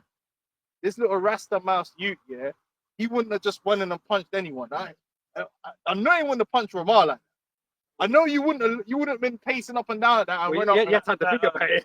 You would have been doing a lot more thinking, man. A lot more calculations going into it. That right over the top with the Correct. That's fine. Man would have got mash up, man. But the spirit had it where even Caleb, he didn't retaliate, man. Yeah. And that further convicted you. Yeah, exactly. And then he lied in the thing, trying to say, I only punched it. Again, he tried to run some damage control. Oh, well, it shows you he knows he was wrong because he tried to change it. Well, I didn't punch him. I pushed him in the head. But then there's a saying here you can't, the truth is always in your mind. He didn't stick to that. So even when he was talking about it later on in the video, he was saying, yeah, but if I punched him, I was like, but hold on. I thought you already made it clear you didn't punch him. I thought you made it clear, so you should be saying if I pushed him in the head. That's what you should be saying going forward. But you kept having to say punch because you know that's what you actually did. And brothers saw it. There was witnesses. Because I went and asked this brother, that brother, yo, what happened? Yeah, he punched him in the head. Oh no, I just pushed him. Because he tried to minimize. Yeah, but even still, he still laid hands on But the then, brother. say like you don't have an idea of your strength, and then God forbid, he knocked out, and then Yeah. Something brain happened. hit the Hey, man, Krav Maga's open palm, bro. You know what I'm saying? open. You know what I'm saying? And his head hits the concrete or whatever. So, Anything can happen. Bro. Twig landing his skull in it, but Anything can happen. Yeah, but he's a weak ass, you But know. like I didn't feel You like know them ones probably fight. He probably punches like a featherweight, you know. yeah. So he's, you know, I'm sure Caleb he won't even move by it. I say, holding fast the faithful word. It's embarrassing, man. You get a clean shot on that man, and the man probably won't even phase. That's insane, man. The spirits were with him. Childish ass nigga, man. Sorry. Still like it. Holding fast the faithful word, as he has been taught, that he may be able, by sound doctrine, both to exhort and to convince the gainsayers. So you running around talking about double honors, man. That's what I don't like, man. Stop saying double honors to the elders because you don't give honors to the double honors to the elders. You don't respect the elders. You don't respect their orders. You're disrespectful. You disrespected Apostle Gabar. You disrespected the elder Manata Zakwa. You disrespected the elder Ariala. All men that are greater than you at doing what you're claiming you're meant to be doing, which is teaching the word and leading the flock. And I know all of those men would not have acted like you acted if they were brought to council. I know they wouldn't have acted like that. That's not in their character. But they would have had a sheet of pages of stuff that they've Yeah. done in the first place. Isn't it? Like, it's wicked, man. Hey, Ricard, he was. Yo, that's crazy. Because both that's like on like one thing. It was a dossier. Man had a dossier like it was a weapons inspection, fam. Man was moving like Dr. Kelly out here. Jeez. Wow. I should put it into Chat GPT and say, so do you think this guy's a man of the road? That's how much information. Man's got enough base material to be like, Chat GPT, nah, this nigga ain't right. Hey, man, did you have more than that? Five. I had he was calling for something before. Matthew 5. No, it was the fruits of the spirit. yeah. There are two. There's one in Galatians 5:22 and one in Ephesians 5:9. I want to say the one in Galatians is the one I want. The more detailed one. Okay, so it says Galatians 5 and 22. But the fruit of the spirit is love, joy, peace, long suffering, gentleness, Long suffering. It's a gentleness. goodness, faith. No, that's why he tried to prologue the whole thing like he been suffering, like he's some Cinderella. Like he remember what's that movie? What's that movie? Yeah, like he's Cassie. What's that movie with Jet Li when the guy had him in the cage all the time? Like a dog, you know, and then when he kind of got out, it's like punching everyone up. What was that? Oh, you ain't seen that film, man? With Jet Li? Oh man. Chained or something like that. Anyway, it was a long time ago. Unchained or something like that. we're watching something like that. I don't really care. Yeah, like he was, you know, he kept Oh doing- shit! Yeah, no, yeah. yeah. Was it Unchained or Yeah, Unchained? something Something like that. that. Yeah. Unleashed. Unleashed, that's it, yeah. That's how he was going on, like he was in GMS, like Unleashed. Like we were just doing so much shit to him that he just exploded force, you know what I mean? He just couldn't take it no more, and he just had to bug out. That's what he was trying to do. Hey, brothers, brothers kept offering help. I remember over the CV, it was just like, the thing about, help brothers that we offered him help, man. But he was always like, "Nah, I don't need it. I don't need it." I remember for a while I was like, "All right, God, like, I believe he You used to know. speak to a wall, innit? Or yeah, you know." But we tried offering him help during that time. Ultimately just you don't like, want no help more. in the bushes, man. Really don't respect us, innit? That's all right. Yeah, that's it. But you ain't got to respect me, man. You out anyway. Or, you know, he left. Goes on to say, meekness, temperance, Meekness, humility. Oh, you're a younger brother, so you can't say nothing to me. You shouldn't, you shouldn't bring me up to council. You shouldn't be rebuking me because you're a younger brother. Yeah, it was all convenient for you, so you could continue your reign of terror. They do want to be a leader. But if you was around me, you wouldn't have been doing that. Or you wouldn't have around, you wouldn't have been doing. What's wrong with this guy? Bro, you're a wicked dude, man. Yeah. Any brother can put me up on council, man. Hey, Ricard did this to me, did that to me. I have to be like, hey, man. If I did it, I'll be like, Salakia, man. I didn't know I You held offended man like accountable, that, yeah. man. You know what I'm saying? Like, oh no, he's like, man, fucking lip trembling and shit. It's not bubbles. Yeah, there's no bubbles, man. Oh, dare you. Wicked, man. Yo, chill. He says, against such, there's a meekness, temperance, against such there is no law. That's right. Gentleness. One of the things it said was Can we look up gentleness? Yep. Gentle, man. It's just a counsel. So it says, gentleness G5544, Crestotes says, usefulness, morally excellence, in character or demeanor, gentleness, goodness, kindness, moral goodness, integrity, Man. benignity, kindness. Right. They tried to lie and say, listen, if you felt like you were getting railroaded in that council, there was a avenue for you to go. Because we're here. I'm here. You could have called me and said, listen, man, this guy, he's bringing up stuff in the council that you shouldn't really be bringing up.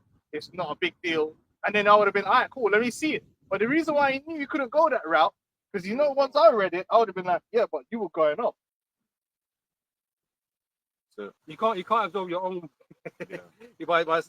your own issues, man, but with somebody else. You can't. Hold do it. on. It says here That's what that Esau does. he already approached you and spoke to you about these things. yeah.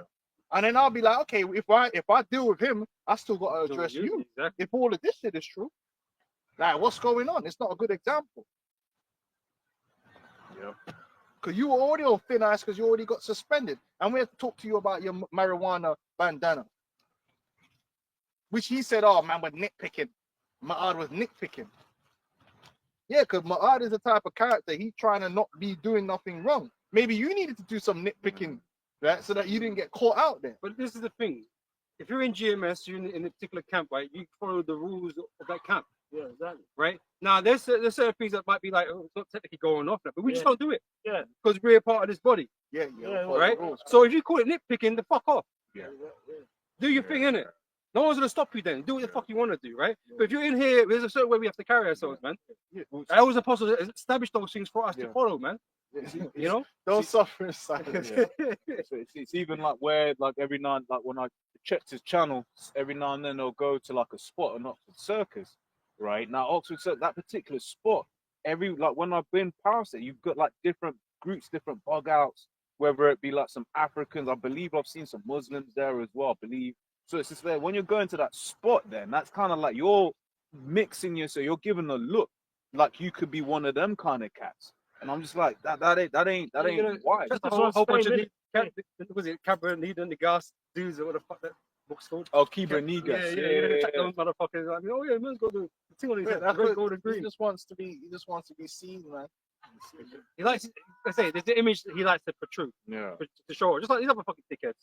They like to have an image. We don't care about image. It's not an image. Is not why we're out here. You know, to be seen of men, to be lauded up as a particular great one, and all this sort of bullshit. That doesn't matter to us, man. Let no man think of himself more highly than he ought to think. Oh, I brought them in. You do shit. Not to glorify myself. Yeah, Yeah, absolutely. we Why did did you, it. what's that got to do with you punching a brother? Yeah. Yeah, I brought him in. he's getting too big for himself. Like they're in GMS because of me. You But know- isn't that a bad thing? You know why it's not. Because you don't want to be in GMS. Isn't that a bad thing? You know why it's not of our own works, why we're being saved? Because it's not really our fucking works, man. The Most High set all these things in motion. So, We're just tools. and that's The what. glory goes to the Heavenly Father, don't go to us, man.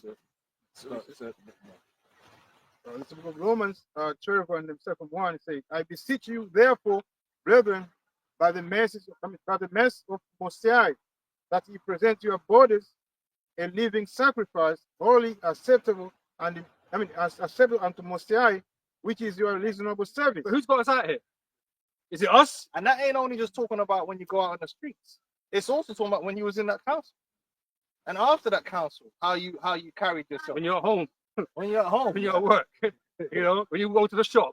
looking up What how is to it? attract women and stuff. yeah, because we're ambassadors of Yahweh Shai, no matter where we are. Right? Well, one of the things I always say is it's like outside of like people coming up against the fact that we teach this thing, people shouldn't have anything negative to say about us, man. Yep. You know, Yeah, man. because it's about the image of this truth.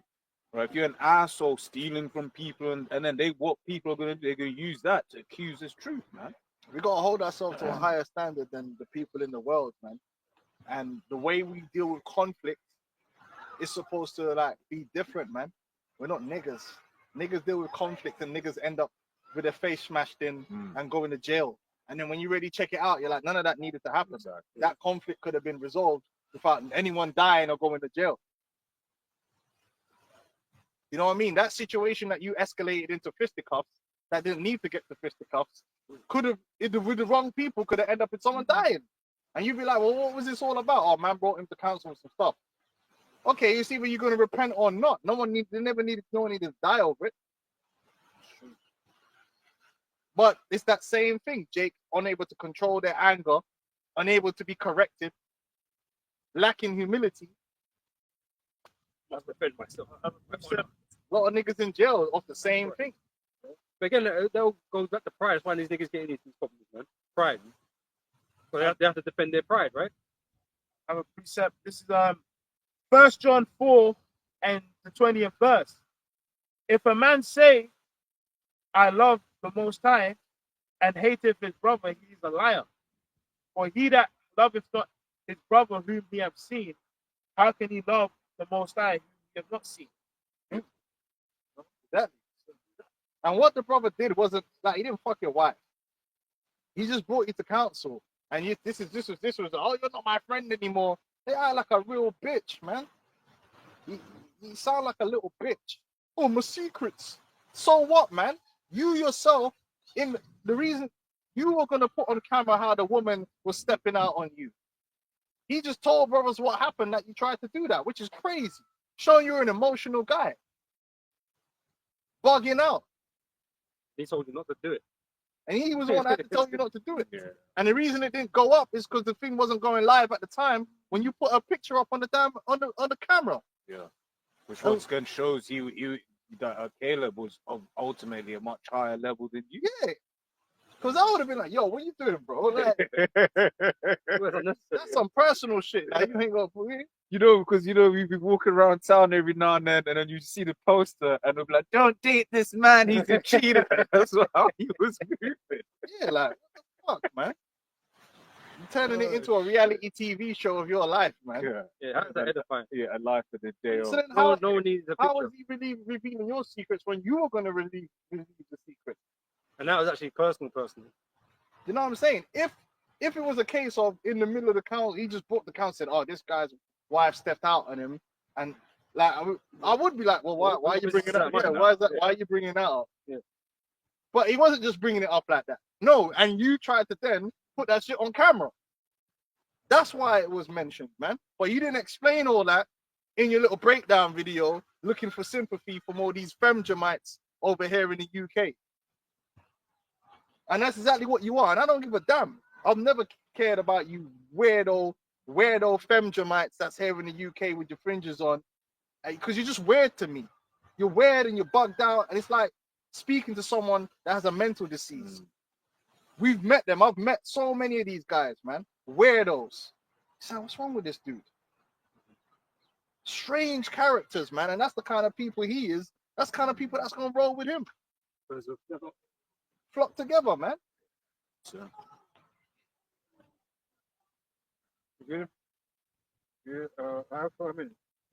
We used to get them guys coming off on the comment board trying to tell us how to teach at Oxford Circus, but they don't go out and teach.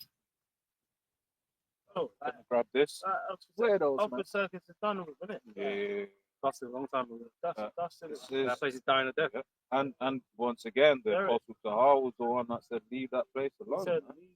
Leave Elk, as in Elk City. Yeah. It says 1 Corinthians 9:27, but I keep under my body and bring it into subjection, lest that by any means, when I preach to others, I myself should be a castaway. Yeah, so you could do all that. Oh, I brought them into GMS. So what? Yeah. I'll be honest, when the Lord first had me watching, what element? Oh, so what's that element? Where he is? There's many examples of that type of character. Hey, even the guy that the Lord used to, there's like what 4 brothers in the camp because of this guy. Where the hell is he? You know what I'm saying? Yeah. streaming them Yeah. on Twitch playing games. Yeah, it happened like that, man. You brought in your replacement. Yeah. You didn't know. Hey, That's on tech level. That's that tech. You brought in your replacement, man. And Jeremiah's doing a good job. yeah. You know, and he's more better to deal with than you. You're a weirdo, man. Yeah. They all these problems with Laban does all of a sudden they don't exist no more. But Laban was the problem. No, you're the problem because once you were gone, all these issues was gone. Anyway, we've got Matthew 5 and 5. It's Matthew chapter 5, verse 5. It says, blessed are the meek, for they shall inherit the earth. And a lot of people don't know what that means to be meek. They don't know what it means. Blessed are the meek.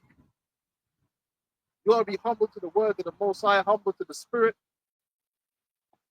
And humble in a lot of situations, man, where your pride would make you want to act out, but really you need to take the low.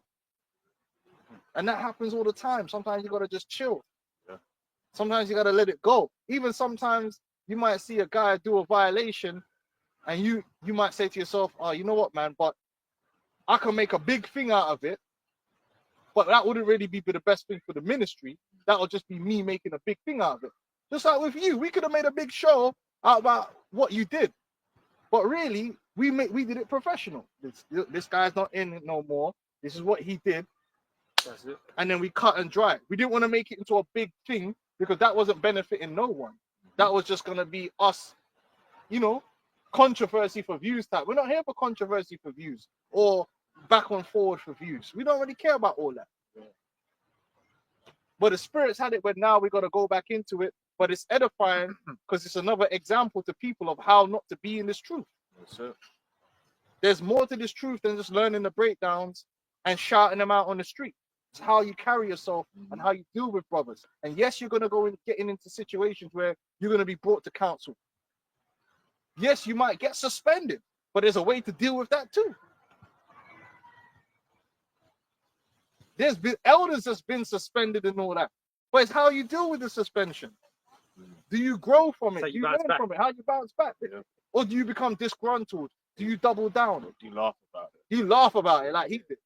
In both councils, man acted unbalanced, man. One was just laughter because he didn't take it seriously. The other one was anger. Just got out it.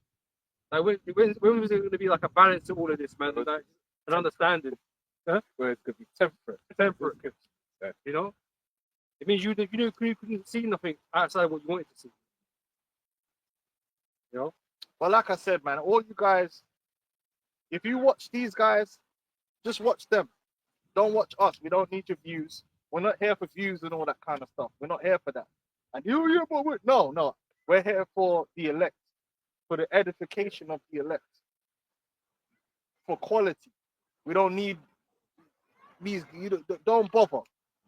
Yeah, because we don't really want them type of people, them vibrations coming anywhere near us, man. If you think it's right to punch a brother that's in the camp that you're meant to be a leader over, you think that's a good example to set. So now brothers is just going to be punching each other up now. That's the example. If you don't like when they feel something, offended. yeah, if you Yeah. feel offended or you don't like something that someone does, we're gonna be like niggas in a gang, start squabbling. Yeah.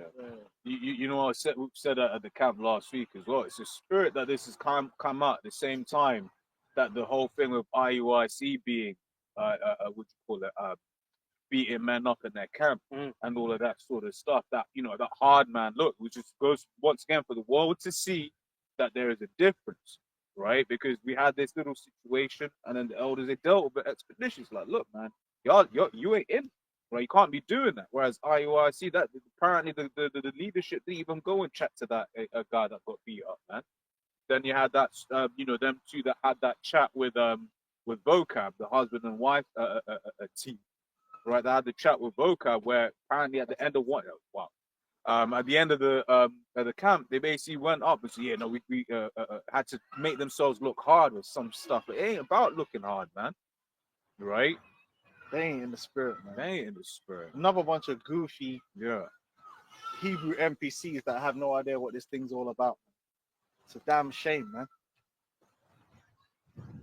But their time is almost up, man, because so many good things are happening. Like before we close up, I want to talk about so many good things are happening in terms of pushing forward the prophecies, man. Pushing forward the time of Jacob's trouble, man. Like this brother, we always talk about the economy. Everything is getting harder and harder. Life is changing fast. Certain industries are changing quick. Certain industries that's like, even if you got kids now, you can't really even plan for your kids no more. Yeah. It used to be you could be like, okay, you're gonna do this, and then by the time you get the qualification, you go into the role and it's all good. Now the world's going so fast that in 4 years that whole industry could have changed where you're surplus the requirements, man. That's how quickly everything is happening right now. Whilst being riddled with tons of debt in the process. High rents and all kinds of things. Speaking about a couple of weeks ago, man, I'll be going to like coffee shops and I chat, to the baristas and that. Right, you be hearing it, it'll be like, oh yeah, I've got a master's degree. I remember one prep I used to go to. Both of the workers, Indian dudes, had master's degrees, man. I'm just there like, right, you must be pissed. You can understand why certain of these people would get pissed off and they get angry because they've been told this lie, they've been told this dream from a young age. Yeah, do this, do that, do this, do that, right? And then you'll be able to, start earning a salary. That's why friends still used to be, yeah, because that's why they'll hate on people that are in certain industries. It's like, oh, why are they striking? They get paid this much. No, you're just looking down because you were told if you go to university, you'd earn this much, and they're out earning you, and that hurts. Yeah, man. Because you know what university ultimately became? A massive cash grab. Yes. Yeah. These university is supposed to be reserved for the brightest, and also specific fields as is necessary for the wider economy. What happens is that the university is just happy to take your money. So as long as they can fill up an auditorium, anything will do. Because they're earning like, bro, some of them international students. The international students is big money. That's on a different level. No, go on. It's like, I was gonna say it's because it's a money grab on so many different avenues. Because it's like, one, especially talking about like the Chinese students, when you see them living in like the top areas in London, a lot of time they own those properties. So that's a way for them to bring in money into the UK economy. On one, the fact that they got to do visas as well, the government's making clean cash off of those visas. And imagine there was a time they were trying to change. I don't know if they did, where it's like you could bring family or some shit like that. So imagine that's visa times 3 or whatever, what have you. So you're making money that way. But then it's like the uni fees themselves are significantly more expensive, right? I remember, I forgot what uni it was, but it was like an arts one, right? And I think it was like 30 grand a year for an international student, for a master's degree. 30 grand a year. We put a 9 grand paying now. Not a ton, but 30k. For 1 year. But it was just like, it's a master's degree, to then not have a job.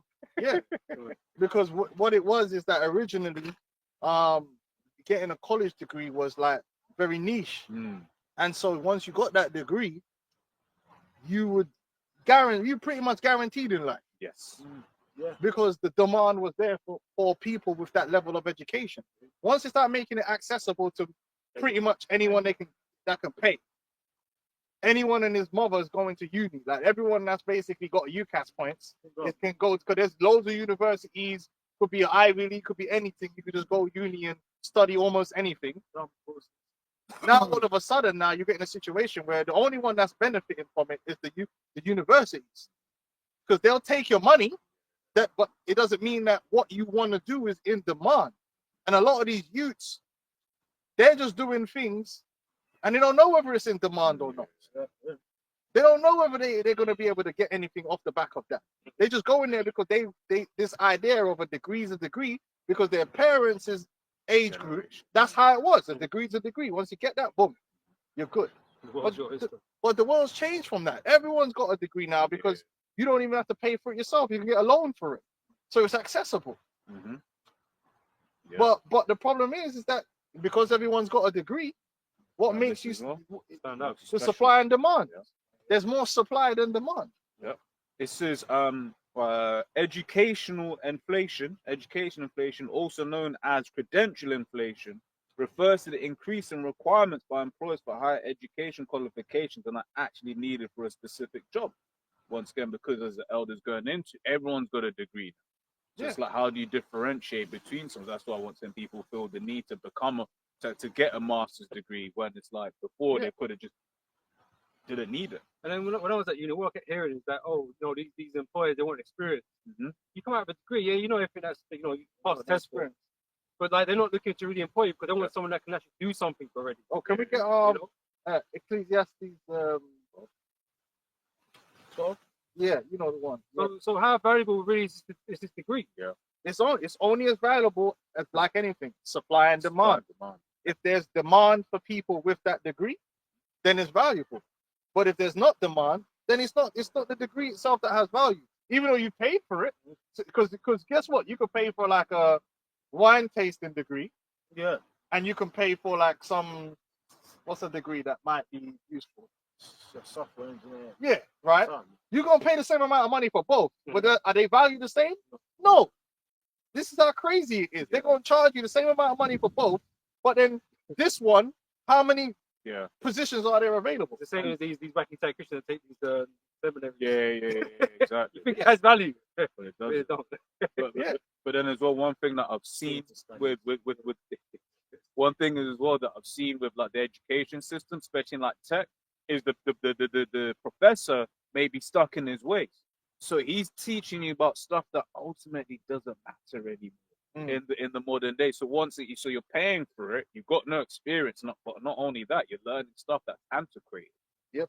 And it's just like, and then now you got AI that's taking basically reducing the demand for certain things because it's replacing them. Yeah. Well, the graphic design.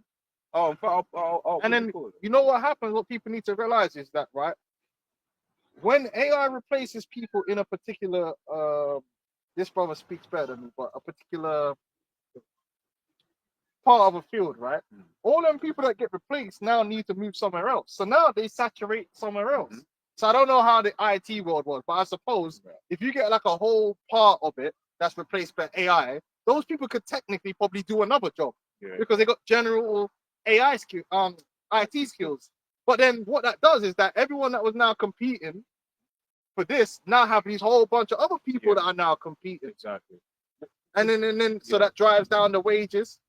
Yeah. And so like as well, I was gonna say, that's why, like talking about the university thing as well, it's what the AI does is it's very good at what we would refer to as a junior used to be able to do, right? So then if you're a company, you're gonna be like, wait, I could pay this junior random number 20K, or I can pay a subscription to an AI platform that's gonna do effectively the same work, because someone still is a senior still having to review that person's work anyway. Yeah. Right. So it's like let the AI do it, and then let the senior review the work. And the thing is, this is what people don't. It's happening in every field.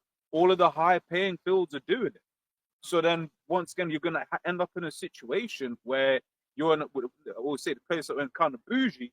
those are people that have these kinds of jobs, and they're going to lose their jobs. And then you think in the future, right? If you can't even become a junior, how do you become a senior to do the reviewing? Eventually, that's just going to die out, and there's no one's going to be able to do it, or the AI is going to do it. What AI will develop Yeah. when it can start doing more and more of the Yeah. roles. Yeah. Go on. Yeah, you got that. Yeah, definitely more and more layoffs are happening. It's getting harder and harder to find certain quality jobs. You know, and that's only natural. You know. All right. This is Ecclesiastes chapter 12. I'm gonna start from 1. It says, "Remember now thy Creator in the days of thy youth, while the evil days come not, nor the years draw nigh, when thou shalt say, I have no pleasure in them, while the sun or light or moon or the stars be not darkened, nor the clouds return after the rain. In the day when the keepers of the house tremble, and the strong men shall bow themselves, and the branded cease, because they are few." Right. There's less and less work out there for people to do. Production, and you kind of see that already starting.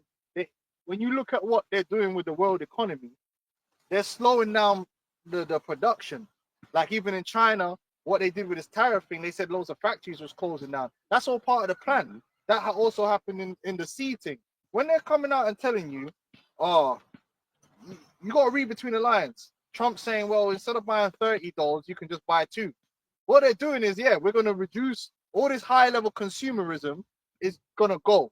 You're going to start having fewer variety in products. The production is going to become more efficient, and they're going to start making only a certain amount. So you're going to start seeing shortages, which you're already starting to see. It began with the seating. With the seating, you started saying instead of having 5, 6 versions of a product available, you might only have 2 or 3. Then it's going to go down to 2.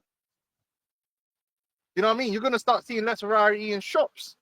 You're seeing that already. Less mom and pop shops. More, you're going to see the Tesco Express. You're going to see the Morrison's Express. The Walmart thing. Less variety of things. They're already doing that. And then what happens is as it starts becoming more streamlined to these big corporations invest in what? Technology. They invest in technology, and technology is going to replace people. The factory of today ain't the factory of yesterday. That's why when you hear these people and they're talking about bringing the manufacturing back to America, they're retarded. They don't seem to understand that, okay, you lost your job 20 years ago working in a factory. You want that factory moved to Mexico, right? If that factory was to move back to America, it's not the same factory. Because that company that now is going to invest all this money is thinking to themselves, if I'm going to invest all this money, I'm going to make this worth my while. So now this new capital investment is going to have as much automation as possible, because automation in the long run is more efficient and cheaper. Now you might say, but that's going to bring jobs. Yeah, it is going to bring jobs. But guess what? You're not trained to operate that stuff. You were used to being in there clanging and banging with a hammer. They're not bringing you back. They're going to bring back the engineer that knows how to fix the machine. Now, at most, you might get some manual labor to build it, but once it's built, what do they need you for? So it's a temporary construction type employment. But in the long run, that factory is not labor intensive. It's more capital intensive. It's running off technology. Oh, bring the iPhones back. Yeah, but if they build the iPhones in America, not only will they be more expensive, but guess what? There won't be as many people working in that as when they originally started building the iPhones in China. Because when they brought all that manufacturing over to China, that was the old world, where they still had people there doing shit. The new world is different. In fact, most of the new factories they're building in China. So this is there's a company called Xiaomi, XIAOMI. So it's a Xiaomi's fully automated factory, quote, a dark factory, is located in Changping, Beijing. This cutting-edge facility operates 24/7, completely without human production workers, utilizing AI and robotics for smartphone assembly. It can produce 1 smartphone every second with an annual capacity of up to 10 million devices. The factory also has a dust-free environment and AI monitoring and adjustment of production in real time. Real time. So So, yeah. this new form of production, it needs less laborers, but guess what? High quality laborers. Exactly. So when people gotta understand, when Trump is saying, "Oh, bring back the manufacturing to America," yeah, there might be some manufacturing that comes back to America, but that manufacturing that comes back to America is gonna, it's not gonna employ your dumbass with your Trump hat. Well, yeah. Yeah, man, your Trump gonna bring back them jobs, man. I'm gonna get a job in the factory. Yeah. No, my nigga, because you don't know how to do that Yeah, stuff. yeah, You know who does know how to do that? Some Chinese don or some Indian, because he was at school learning how to use high tech shit, and you was fucking around getting C's and D's. Hey, well, You know? well, even on that point, you know what I mean? I've got a friend that works in a factory that makes drinks, right? And he was explaining to me that like now these factories now, like back in the day, like some parts of the factories, like let's say like what let's say people who stack pallets. Those are jobs, like people that actually physically have to stack the pallets. Yeah. Now they got big tools and machines that stack pallets. So that in a job's couple of gone. seconds. So even though people still have jobs now, but let's Compared say to before. in 2000 they probably had double the labor force. Yeah, and So this now is the it's- thing. yeah, Even a company like Amazon ain't got that many employees, man. The car industry before, the Yeah. reason why the car industry back in the day, like So Motown, yeah. these were all big, massive, labor-intensive industries, so people were getting paid. These new industries don't really pay that many people, and Yeah, this is where the problem in society is coming from. That there's less and less jobs for people to actually do to make money. And the ironic thing, yes, in certain instances, the price of those goods have gone down. For the most part, the price has stayed the same. So the company is just netting the Banking. difference. This is the truth. Think about it, because it makes it sound like, oh, because we ain't got to pay people now, that products are becoming cheaper. Then whatever goes down in price, Exactly. things always go up. As much as more technology being introduced, things are getting cheaper. But that's all right, because what they want is this. It brings people to a point where they become dependent on a new system. Let's get the MOTV, and that's what it's all about. The old system, break it down, then you're going to be crying out for a new system because your cost of living is going to be too high. You're not really got a high income job that you need. So that's why Elon Musk said, "Oh, it's not going to be universal basic income. It's going to be universal high income." Because now you're needing, the way the world is going, you need a higher and higher income to live the way someone on a lower income lived before. Yeah. Like, It's bullshit as well. and it's only getting harder to get those high income jobs. So that burden falls on the government to be able to provide you with this, right? All these governments are in debt. How's this going to work? And the local population, listen, this is what I'm telling you. Where are all the tech engineers from? India, man. Because while you Americans were enjoying, and this is what people need to realize, is that America was set up, Britain was set up. In India, them man actually will go into the schools and them man and tell them, man, listen, you're got in China, they'll have a whole system set up where they'll be like, look, man, this is what the future industries are gonna need, and that's what you're going to do. Exactly. There's no choice. It's like, listen, brother, you're gonna be a tech engineer. Yo, we need such and such amount of doctors, so you're gonna be a doctor. Start studying. They don't want to hear no BS. Yeah. And them man are getting to it, and that's why they're producing so much of these high value employees that get imported over to America. Yeah. Meanwhile, in the American school, you're just there fucking. Yeah. You don't study. You do something in the UK. Do whatever. You know, do that. No one's really telling you, yo, we need. When we was growing up, no one really came and said, you know what, man, the world in the next 25 years is going to need IT tech engineers to do that. And in fact, we're going to make you do that. And then you're going to go to uni. But we don't be pleased out right now. They say all the secondary education is so fucking outdated, man. Learning shit don't fucking. It's outdated. There's no targeted purpose to the education system. Whereas in China and that, they specifically are telling people, this is what you need to do because this is what we're going to need. Right, so now you're having a situation where, for America to become high tech, that's why they're importing Indians. Yeah. The reason they're importing Indians and the Chinese and people from the East is because they've been educated to the point where they could do these jobs. Where the American public, these people don't exist. The people who are educated enough to do these roles don't exist because the American education system wasn't telling people to get to learn these things. So what you're gonna see is more immigration. Yeah. Yeah. In the UK, they're gonna bring in more Elam. Yeah. So, and this is one thing. Because man, like when you what do you call it? When you've looked into the UK immigration system, it gets wild. But basically, you've got something called a local talent search.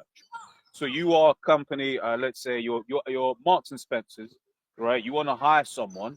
You have to prove to the government if you're hiring someone from abroad that you've tried to hire in the UK, right? Unless it's over 120 grand a year. At which point you don't have to do that anymore, conveniently, right? Which is why you see a lot of like Moab and them in the finance jobs, because there isn't any of that red tape. It's, well, look how much they're paid. You don't need to do the local talent search. You can just bring them over, right? And it's like that's your government doing. They did it on purpose. They sabotage themselves. They are sabotage. There's no Sabotage for them to themselves, go. man. But it's gonna all lead to this crisis, man. It's all feeding into and playing into this crisis, and people just can't see it. That if America had leaders that cared about them, the whole education system and all these industries would have been designed and working together, like how China. Yep. Man, talking about China, but one thing China did was they made sure that they produced the people that they need to do the industries that they want. And that's why they're ahead. And that's why they're ahead. And Ahead. another thing they do, they made sure that the services that people need were all nationalized and available cheaply for the people. Yeah. So they hurt less. In America, a man loses his job, he's going to be in more pain than China. Because in China, they got a lot of services that they have access to for cheap because they're nationalized and subsidized. Yeah. What's subsidized in America except the military industrial complex?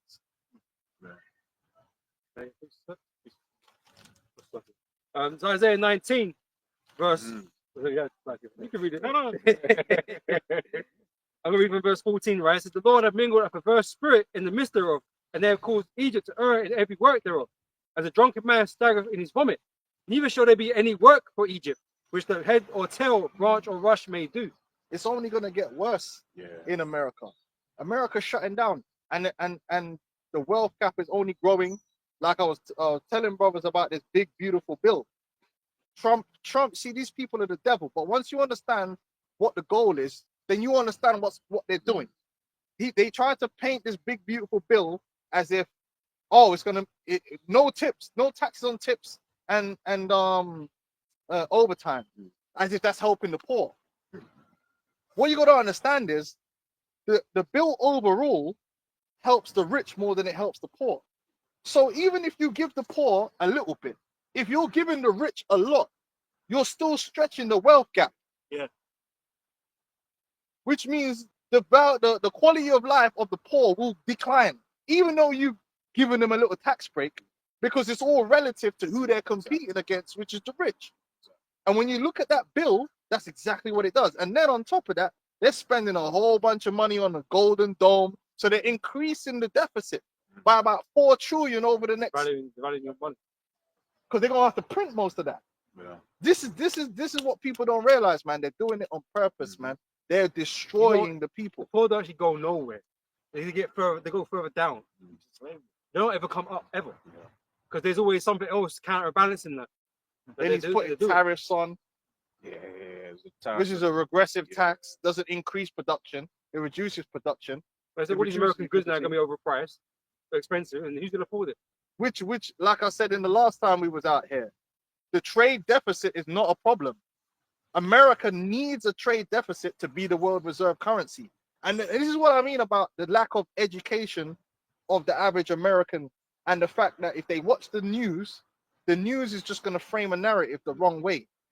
The way Trump is trying to tell people, oh, China's robbing us. The EU's robbing us because, look, there's a trade deficit. We sell them this amount and they don't buy it. As if you have so if they buy 500 billion and you buy 500 billion, that means it's all fair. That does not what a trade deficit means. Is if another person is buying 400 billion in goods and you're buying 600 billion in goods, yeah, the guy that's buying the 600 billion is not like worse off. You know what I'm saying? They're making it look like because there's a trade deficit, these countries are stealing from America. And that shows you the average American does not understand the economy. America needs to export dollars into the world, and that is funded through the trade deficit. If you take away the trade deficit, then America can't be the world reserve currencies, because where are the dollars going to be at for the other players to use? It's called look it up, it's called the exorbitant privilege. It actually put America in a privileged position to be able to just buy what they want for cheap and print money, which boosted the American standard of living. They had access to credit and access to cheap goods from around the world. So someone who should really be poor in America was living richer than they should be living. They had an increased standard of living because of these trade deficits. However, if you don't utilize the benefits of that for everyone, i.e., if you're going to be printing a bunch of dollars, start investing in your own infrastructure and giving people services, eventually they're bleeding it out, and the system is going to start hurting the people. But people don't realize that if you never had them trade deficits in the world reserve currency, a lot of people in America that's got 2 iPhones, even though you're already broke, wouldn't have no iPhone. Because if you go to the rest of the world that don't have that benefit, a poor person in that country is actually fucking poor. They got no access to Klarna or no credit. Or no cheap goods. There's no such thing as cheap goods. Everything they buy to them is expensive. So they just don't have a washing machine. Whereas you could be poor in America, you got a flat screen TV, you got a flipping washing machine, you got a dishwasher, you got a dryer, but you're still considered poor. Go to them other countries and see if they got a fucking all these appliances. No. That's it. So Trump is really telling the people is we're getting rid of all that. You're gonna live like the, what do you call it, like the shithole country. Yeah, That's what America's coming. That's what America's coming. That's exactly what he's doing. But the people don't realize that when you're saying you're trying to get rid of a trade deficit, people and oh yeah, China's stealing. No, you're the one that's been stealing because you've been getting goods for cheap. But not only that, it's just like when you look at when you consider that China was piss poor 50 years ago, even 25 or so years ago they were through, right? But then what they've been able to do in that period of time where the government has built high-speed rail. They built high-speed rail in bloody Vietnam. You know what I'm saying? They've gone to other places and raised the standard of living for the local people. America has hasn't done that. When you're looking at what was it like 800 billion for the military industrial complex as annually? Exactly. They took all of the privileged position that America had. The elites used it to just siphon off most of the wealth. They didn't reinvest the wealth back into America and the American people. And that's where the source of the problem is. Unlike countries like China, they actually allowed their people to see a little bit of the money. Yeah. I got a scripture here. This is Proverbs 11:1.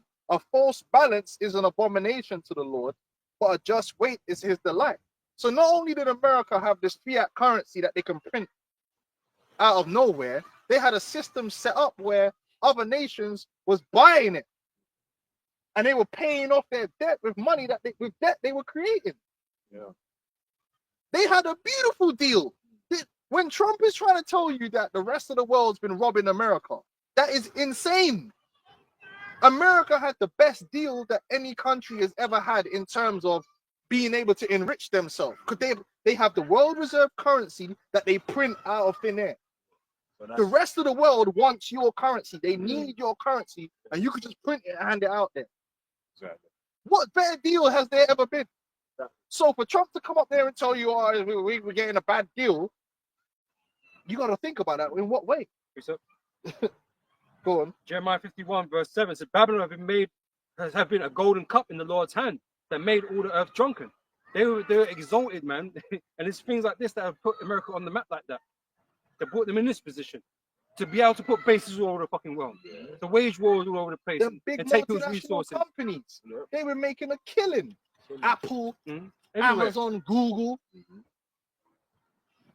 Trump, them man have been making the killing, the billionaires. At the expense of the American people, man.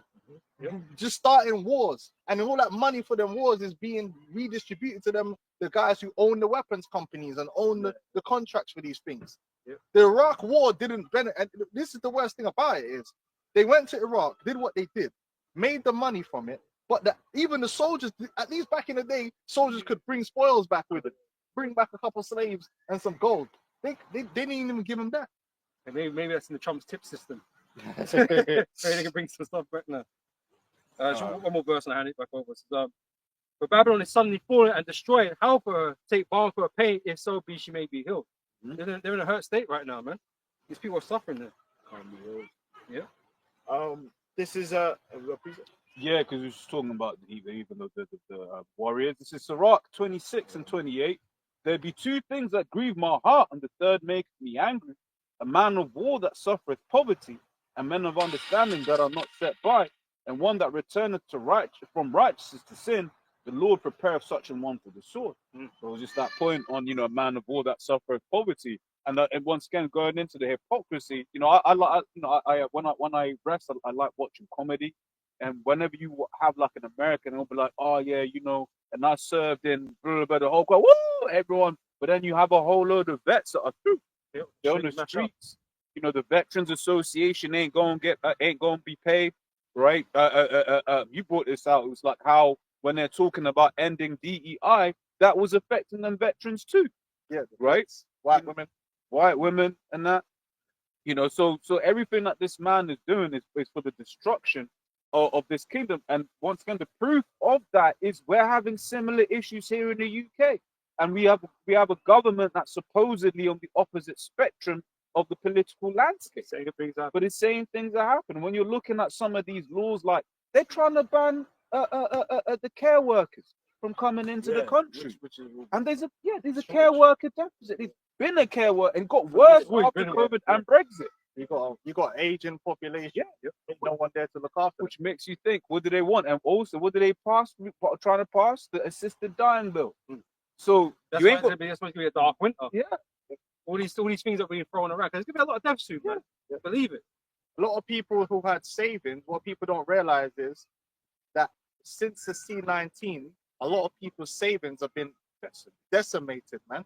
So there are a lot of people that were in a good position 5-10 years ago that their life savings has dwindled down. Too many rainy days.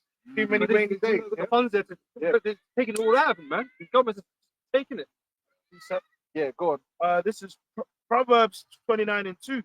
When the righteous are in authority, the people rejoice. But when the wicked bear rule, people mourn. Yeah, and there's more mourning. Let me get this in this thing. Just to show you, brothers, we're not chatting breeze out here. This is how I asked the chat the what they call it, we call it, man, artificial ID, right?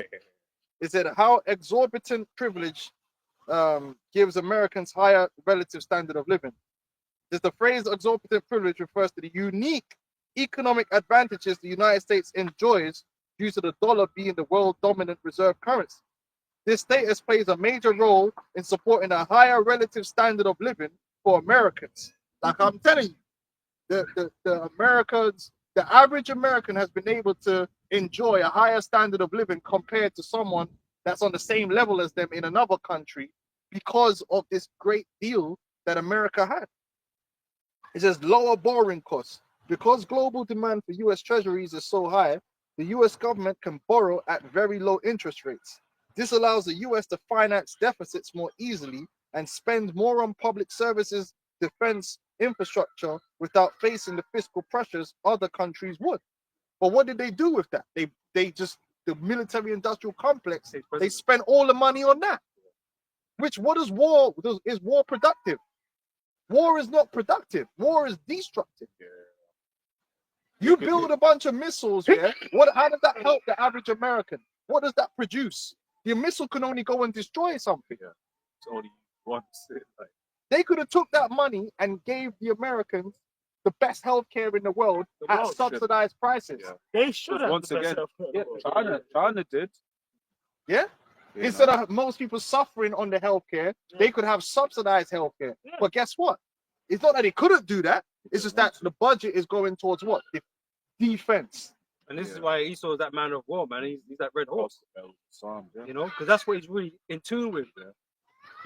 Even because because it wasn't Vietnam that China, it was Laos, right? But I also believe they did one, but it said it only cost them only $6 billion for China to Laos high-speed rail. They've been talking about building high-speed rail in California for like a decade and a half. been We've got done. HS2 that can't even get Could done. have been done, and then that would bring more economic activity Exactly. for the people, Yeah. and again, then they get the money back. It's basically like investing in yourself, and they could invest in themselves cheaply, but they chose not to do that. Right? It says trade deficits without currency crisis. Most countries need to balance their trade accounts over time or face currency devaluation. The US, however, can run persistent trade deficits because foreigners are willing to hold US dollars and dollar-denominated assets. This allows Americans to consume more than they produce, supporting higher living standards through cheaper imports, which Trump is trying to do away with. So what is he really doing? He's going to reverse your living standards. But because people don't understand, like, why is it that there's a trade deficit with China? It wasn't to help the Chinese. That was benefiting Americans more than the Chinese, because the Chinese couldn't really still afford to get most of the products that they're making for you to buy. I always tell the story. The one guy I used to work with, he said he used to go to China in the 2000s, and the doctor couldn't afford Ben and Jerry's ice cream. And you're a doctor. Now it's 2000. I was just. But these men here in the ghetto got Xbox 360, PlayStation 5s. Yeah. A lot of them man over them countries ain't got no PlayStation 5. Yeah, for real. Them man, And you got to put it on. they might have putting it on the credit card, 10 grand credit card, 30 grand credit card. There's a lot of countries in the world, man, don't know what this credit card thing is. Yeah, for real. Them man don't live on credit. They live on whatever they can afford to buy. That day. Now imagine if everyone in America could only live on what they could afford to buy. Because what do they say regularly? Yeah. They say most Americans. Like, What is it? I think $1,000. I believe it's less than that. Yeah. I'm thinking like $400. It's a Something like lot that. less than that. It's getting so mad now. Like, you know, they got Klarna for like groceries, man. Yeah, They can't, the man for can't just real. afford to do their That weekly boy. monthly shop or whatever, man. In Uber Eats, bro. It's Yeah. mad. It says here, global demand for U.S. assets, foreign governments, corporations, and individuals buy U.S. real estate, stocks, and bonds, helping keep asset prices high. This boosts Americans' wealth and helps fund investment at home. The strong dollar supports consumer purchasing power. Dollar strength keeps import prices low, particularly for energy and consumer goods. Americans pay less for foreign products, which enhances their purchasing power compared to people in weaker countries with weaker currencies. That's why you got a whole bunch of foreign cars in America. Mm-hmm. Foreign everything. What American cars? You know, I know, you know, American build cars, but they're not really like that. They're Is not it? popping like that. Yeah, only really the Expensive. Tesla, but it's like the Tesla everyone said was crap. Like not, but it's like it was the build quality was very low. But it's the same thing with the Tesla. It's like the Tesla is one of the most.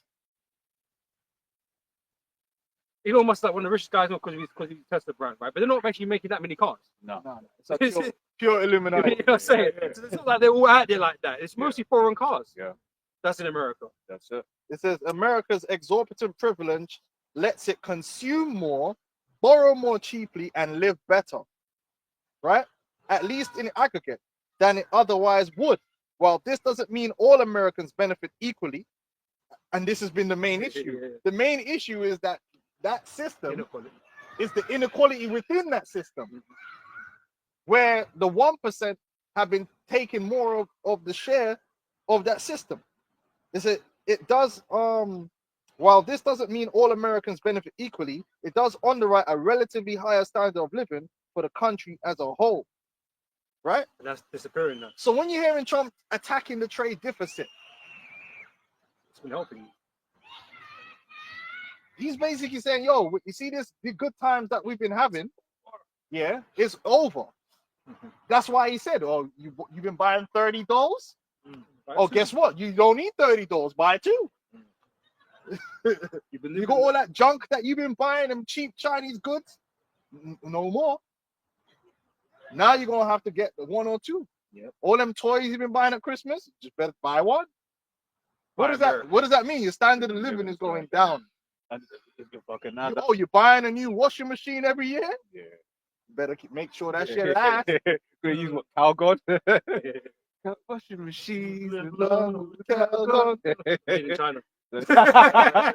No, but I was gonna say as well, it's like you get the American. It's gonna be so bad in America because the average American has never known hardship. Hardship's not something that is something that they believe in or no. But if you ask a Mexican, hey, by the way, you're gonna have to, you know, you're only gonna get one toy this year. Yeah, they That's understand like, these things. exactly.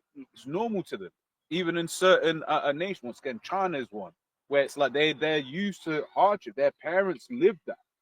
You know what I'm saying? Whereas like other countries, right? Whereas like America, England, and Western nations, right? They've not really known hardship for a long period of time. So look, I'm gonna just let ChatGPT say. And you see, when Trump comes out and talks, there's so many retarded people. They don't understand things. Oh, trade deficit is you getting robbed. They've been robbing us. The EU's look.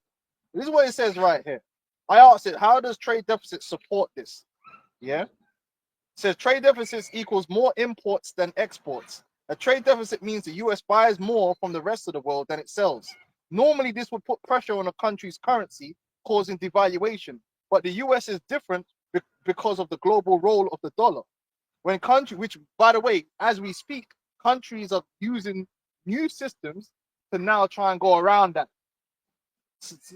They're trying to go around that, which is going to be the end of the dollar reserve system, which ain't good for America. I'm telling you that. Foreigners recycle their dollar earnings. When countries like China, Japan, and Germany sell goods to US, they earn US dollars. Instead of exchanging those dollars into their own currency, they invest them back into US assets, treasury bonds, stocks, real estate. This capital flow finances US consumption and investment. Americans get to consume more because the US doesn't need to pay for all of its imports with exports. Thanks to recycled capital, Americans can enjoy cheaper goods, especially consumer products like electronics and clothing. This raises real household consumption and living standards. So is the trade deficit a bad thing? Hasn't been. It hasn't been for the American living standards. So what's been driving, if American living standards are going down, it's not because of the trade deficit, it's because of there's an of how it is in America itself. The wealth gap that's being increased. Distribution. That's got nothing to do with China. It says it supports the dollar's dominance. The constant demand for dollars to trade globally and to invest in the US keeps the dollar strong. A strong dollar lowers the cost of imports, reinforcing the ability to run a trade deficit and consume more. Because everyone wants US dollars and assets, the US can run massive trade and budget deficits by triggering a crisis. This is only possible due to the dollar's reserve currency status, part of the exorbitant privilege. In short, the US trade deficit is not a weakness under the current system. It's part of the mechanism that enables the global use of the dollar. It allows Americans to live beyond their means in a way that no other country can. As long as the world trusts and uses the dollar, the US can import more, pay less, and borrow cheaply, boosting its living standards. Yeah. But this guy's on the TV telling you that the trade deficits is China robbing you, EU robbing you. Does it make sense? You know how it makes sense? If they're really, what they're doing is they're about to disrupt that whole system, crash it all, and bring in a new system where it's not about the dollar no more. This is 2nd Ezra 16 and 21. Behold, victuals shall be so good cheap upon the earth that they shall think themselves to be in good case. And even then shall evil grow upon the earth. Now, that's why I speak as a man. I believe that time has already happened. We've already seen the time where the world is flooded with cheap goods. Where man can, you see these men having boot sales. Man will go to a man's yard to do a boot sale, and the man have got bare, but even I got bare products. Bro, I hate my yard sometimes. I go into my flipping shed, I'm like, what the fuck? I bought this for my daughter, bought that for her, bought this. They don't even play with half this shit. I'm like, what the fuck is going on, man? I'm saying, I believe in them, bro. Them kids start stacking up toys and shit. And you're just like, what the hell? Where did all this? I got this, I got that. Shit. Do you know what I'm saying? If you really look at the average person, even in the ghetto, the products that they have, It's because you can't go to the store and it costs £2 for that, £4 for this. That it's not that expensive. That's a good point. So you could buy these things. Whereas in other countries, that man can't, you won't go into their yard and they got all this shit. Because they can't. And America's even worse for that. Them man have got a product for everything. Every stupid thing that you don't need from. Back scratcher that's moving. If you make a product, no matter how stupid and unnecessary that product is, yeah, you Babylon's can a sell it in America. Fidget spinner, remember that? Because man will go and buy it, yeah, because it's cheap and they can buy it. So you see these programs, hoarders, and them man have got bare products. So you're like, what is all this shit? Because there's bare shit you could buy in various colors and sizes. You ain't going to another man's like, nah, I don't need that. I need to buy bread. You know what I mean? We don't need that. We don't need that. This is why the world is also full of waste. You got islands of waste, waste. in the water and shit. You know what I mean? In the ocean. Bare disposable shit. Why? Because they could buy, they can have these sweatshops working in the East, making these products for damn near nothing, so that people in America know. How are the man's affording iPhones, man? iPhones and all this high tech equipment that you go into the ghetto and man's got an iPhone. So you really think you're gonna go into the favela somewhere, yeah, and everyone's got an iPhone? They might have a phone, but it's not gonna be the latest. You got children going to school, and they got flipping quite high tech quality goods. If it's not 2 years old, 3 years old, you go to some places in the world, they got a phone, but it will be like less quality because they can't afford. Yeah, For real. The bricks and For real, I see. like in Ghana, does everyone have an iPhone? Well, if they do, it's like the Family. So Like, some- no, it's Family phone. probably the iPhone that came out in 2010. But Most of them are not going to be rolling, but over iPhone here in 3. the UK, even a man these niggas will be there, yo man, because of the poverty, man, you know, the ends, you know. But man's he's got the iPhone 15. You change your phone every year, every 2 years. On your contract. Yeah. Change. And you're paying for it over time. cars, They'll give it to you. like, Even little children, they Even the little children.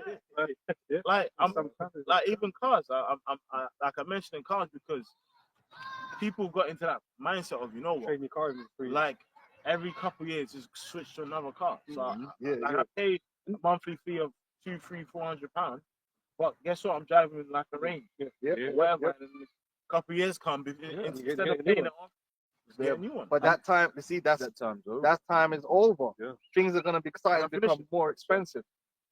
It says, "Behold, victuals shall be so good cheap upon earth that they shall think themselves to be in good case, and even then shall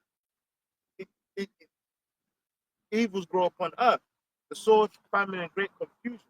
For many of them that dwell upon earth shall perish of famine, and the other that escape the hunger shall the sword destroy." So we're gonna rapidly go into this point. Yeah, we're gonna close up in a minute. Then we're rapidly getting to that point where things are gonna go downhill fast, and they're gonna find some excuses. They're gonna find some kind of excuse, but really the reason it's happening is by design. It's by design. And if you're not watching and listening to what these people, because when I was trying to figure out what was going on, I'm scratching my head like, America had a bad deal. China was robbing America. Yeah, but them niggas was in sweatshops. Like, how were they robbing America? Like how? I'm trying to work it out. Because even when you trace those products, like, do you know how much of an iPhone's cost is actually retained in China? Barely any of it. Most of the profits still being made by American companies in America. Well, that's why That's the whole point of China. Like when the Cheap man's telling labor me that for- America's had a bad deal in the world, I'm like, huh? They make it for good, for cheap, and the company that makes owns the phone makes the markup. Yeah. That's how business works, right? That's why if it was such China's fault, then Foxconn would be the richest company in the world, not Apple or Yeah. Microsoft. No, that's not how it works. Like, These men are making hella massive markups on these things. So right? you're watching all these things and you're just like, this guy, what are they doing? Well, what they're doing is he's literally signaling the end to the dollar reserve system. And as he's attacking these different countries, you're giving these countries more of a reason to be like, yeah, we need a new system because we're not going to be held to ransom by this guy. So there's a BRICS meeting coming up in July. Like they've told everyone China capitulated. China didn't capitulate on anything. if you look at the deals that he got, the one deal he got was with the UK, but the UK's down bad anyway. China didn't do anything. There is no better deal to be had. I don't think people realize This is the there best is deal no. you could have. America already had the best deal. Cheap products, man, are buying my debt. Yeah, they just needed to make it work for everyone, and they don't want to make it work for everyone. So now they're shutting up shop. They're telling you you're gonna. He even said there's gonna be a lot of pain in the short term. Yeah, there is gonna be a lot of pain. Stalin was saying the same thing here. Yeah. The same thing. Get ready for all of a sudden, because remember another thing, just because they do something today don't mean prices go up today. It takes time in the system for the prices to go up, and that's why people got pea brains. So they don't realize that doing something now doesn't necessarily mean the prices are going to go up in a week. You probably see the price rise in 3 months, 6 months, 9 months. It's storage. Like I gave the example of the bottles. Like over here, we've got the new caps. Yeah. Notice how it's like it took a while for all of the products to all of the bottles to start having them caps. Phase out though. Because they still had all of the old stock in store.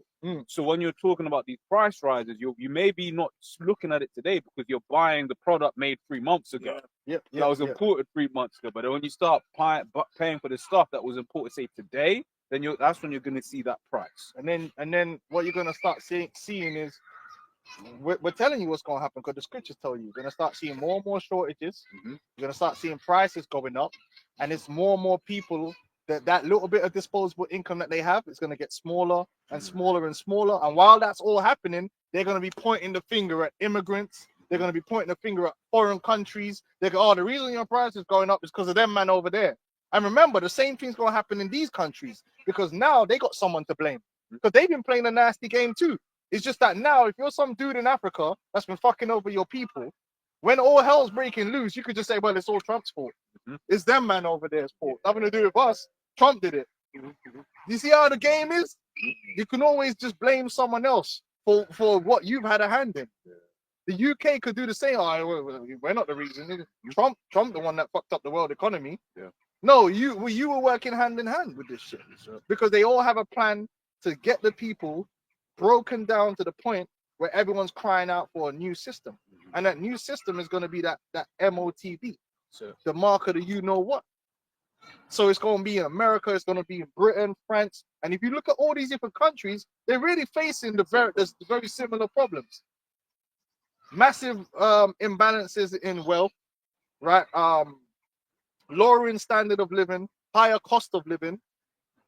Okay, large disenfranchised groups of people, disenfranchised middle class. No blaming the immigrants. Big corporations sucking up more and more of the economy day by day, and the C9C thing was a big part of that. Go on, let's go. Yeah.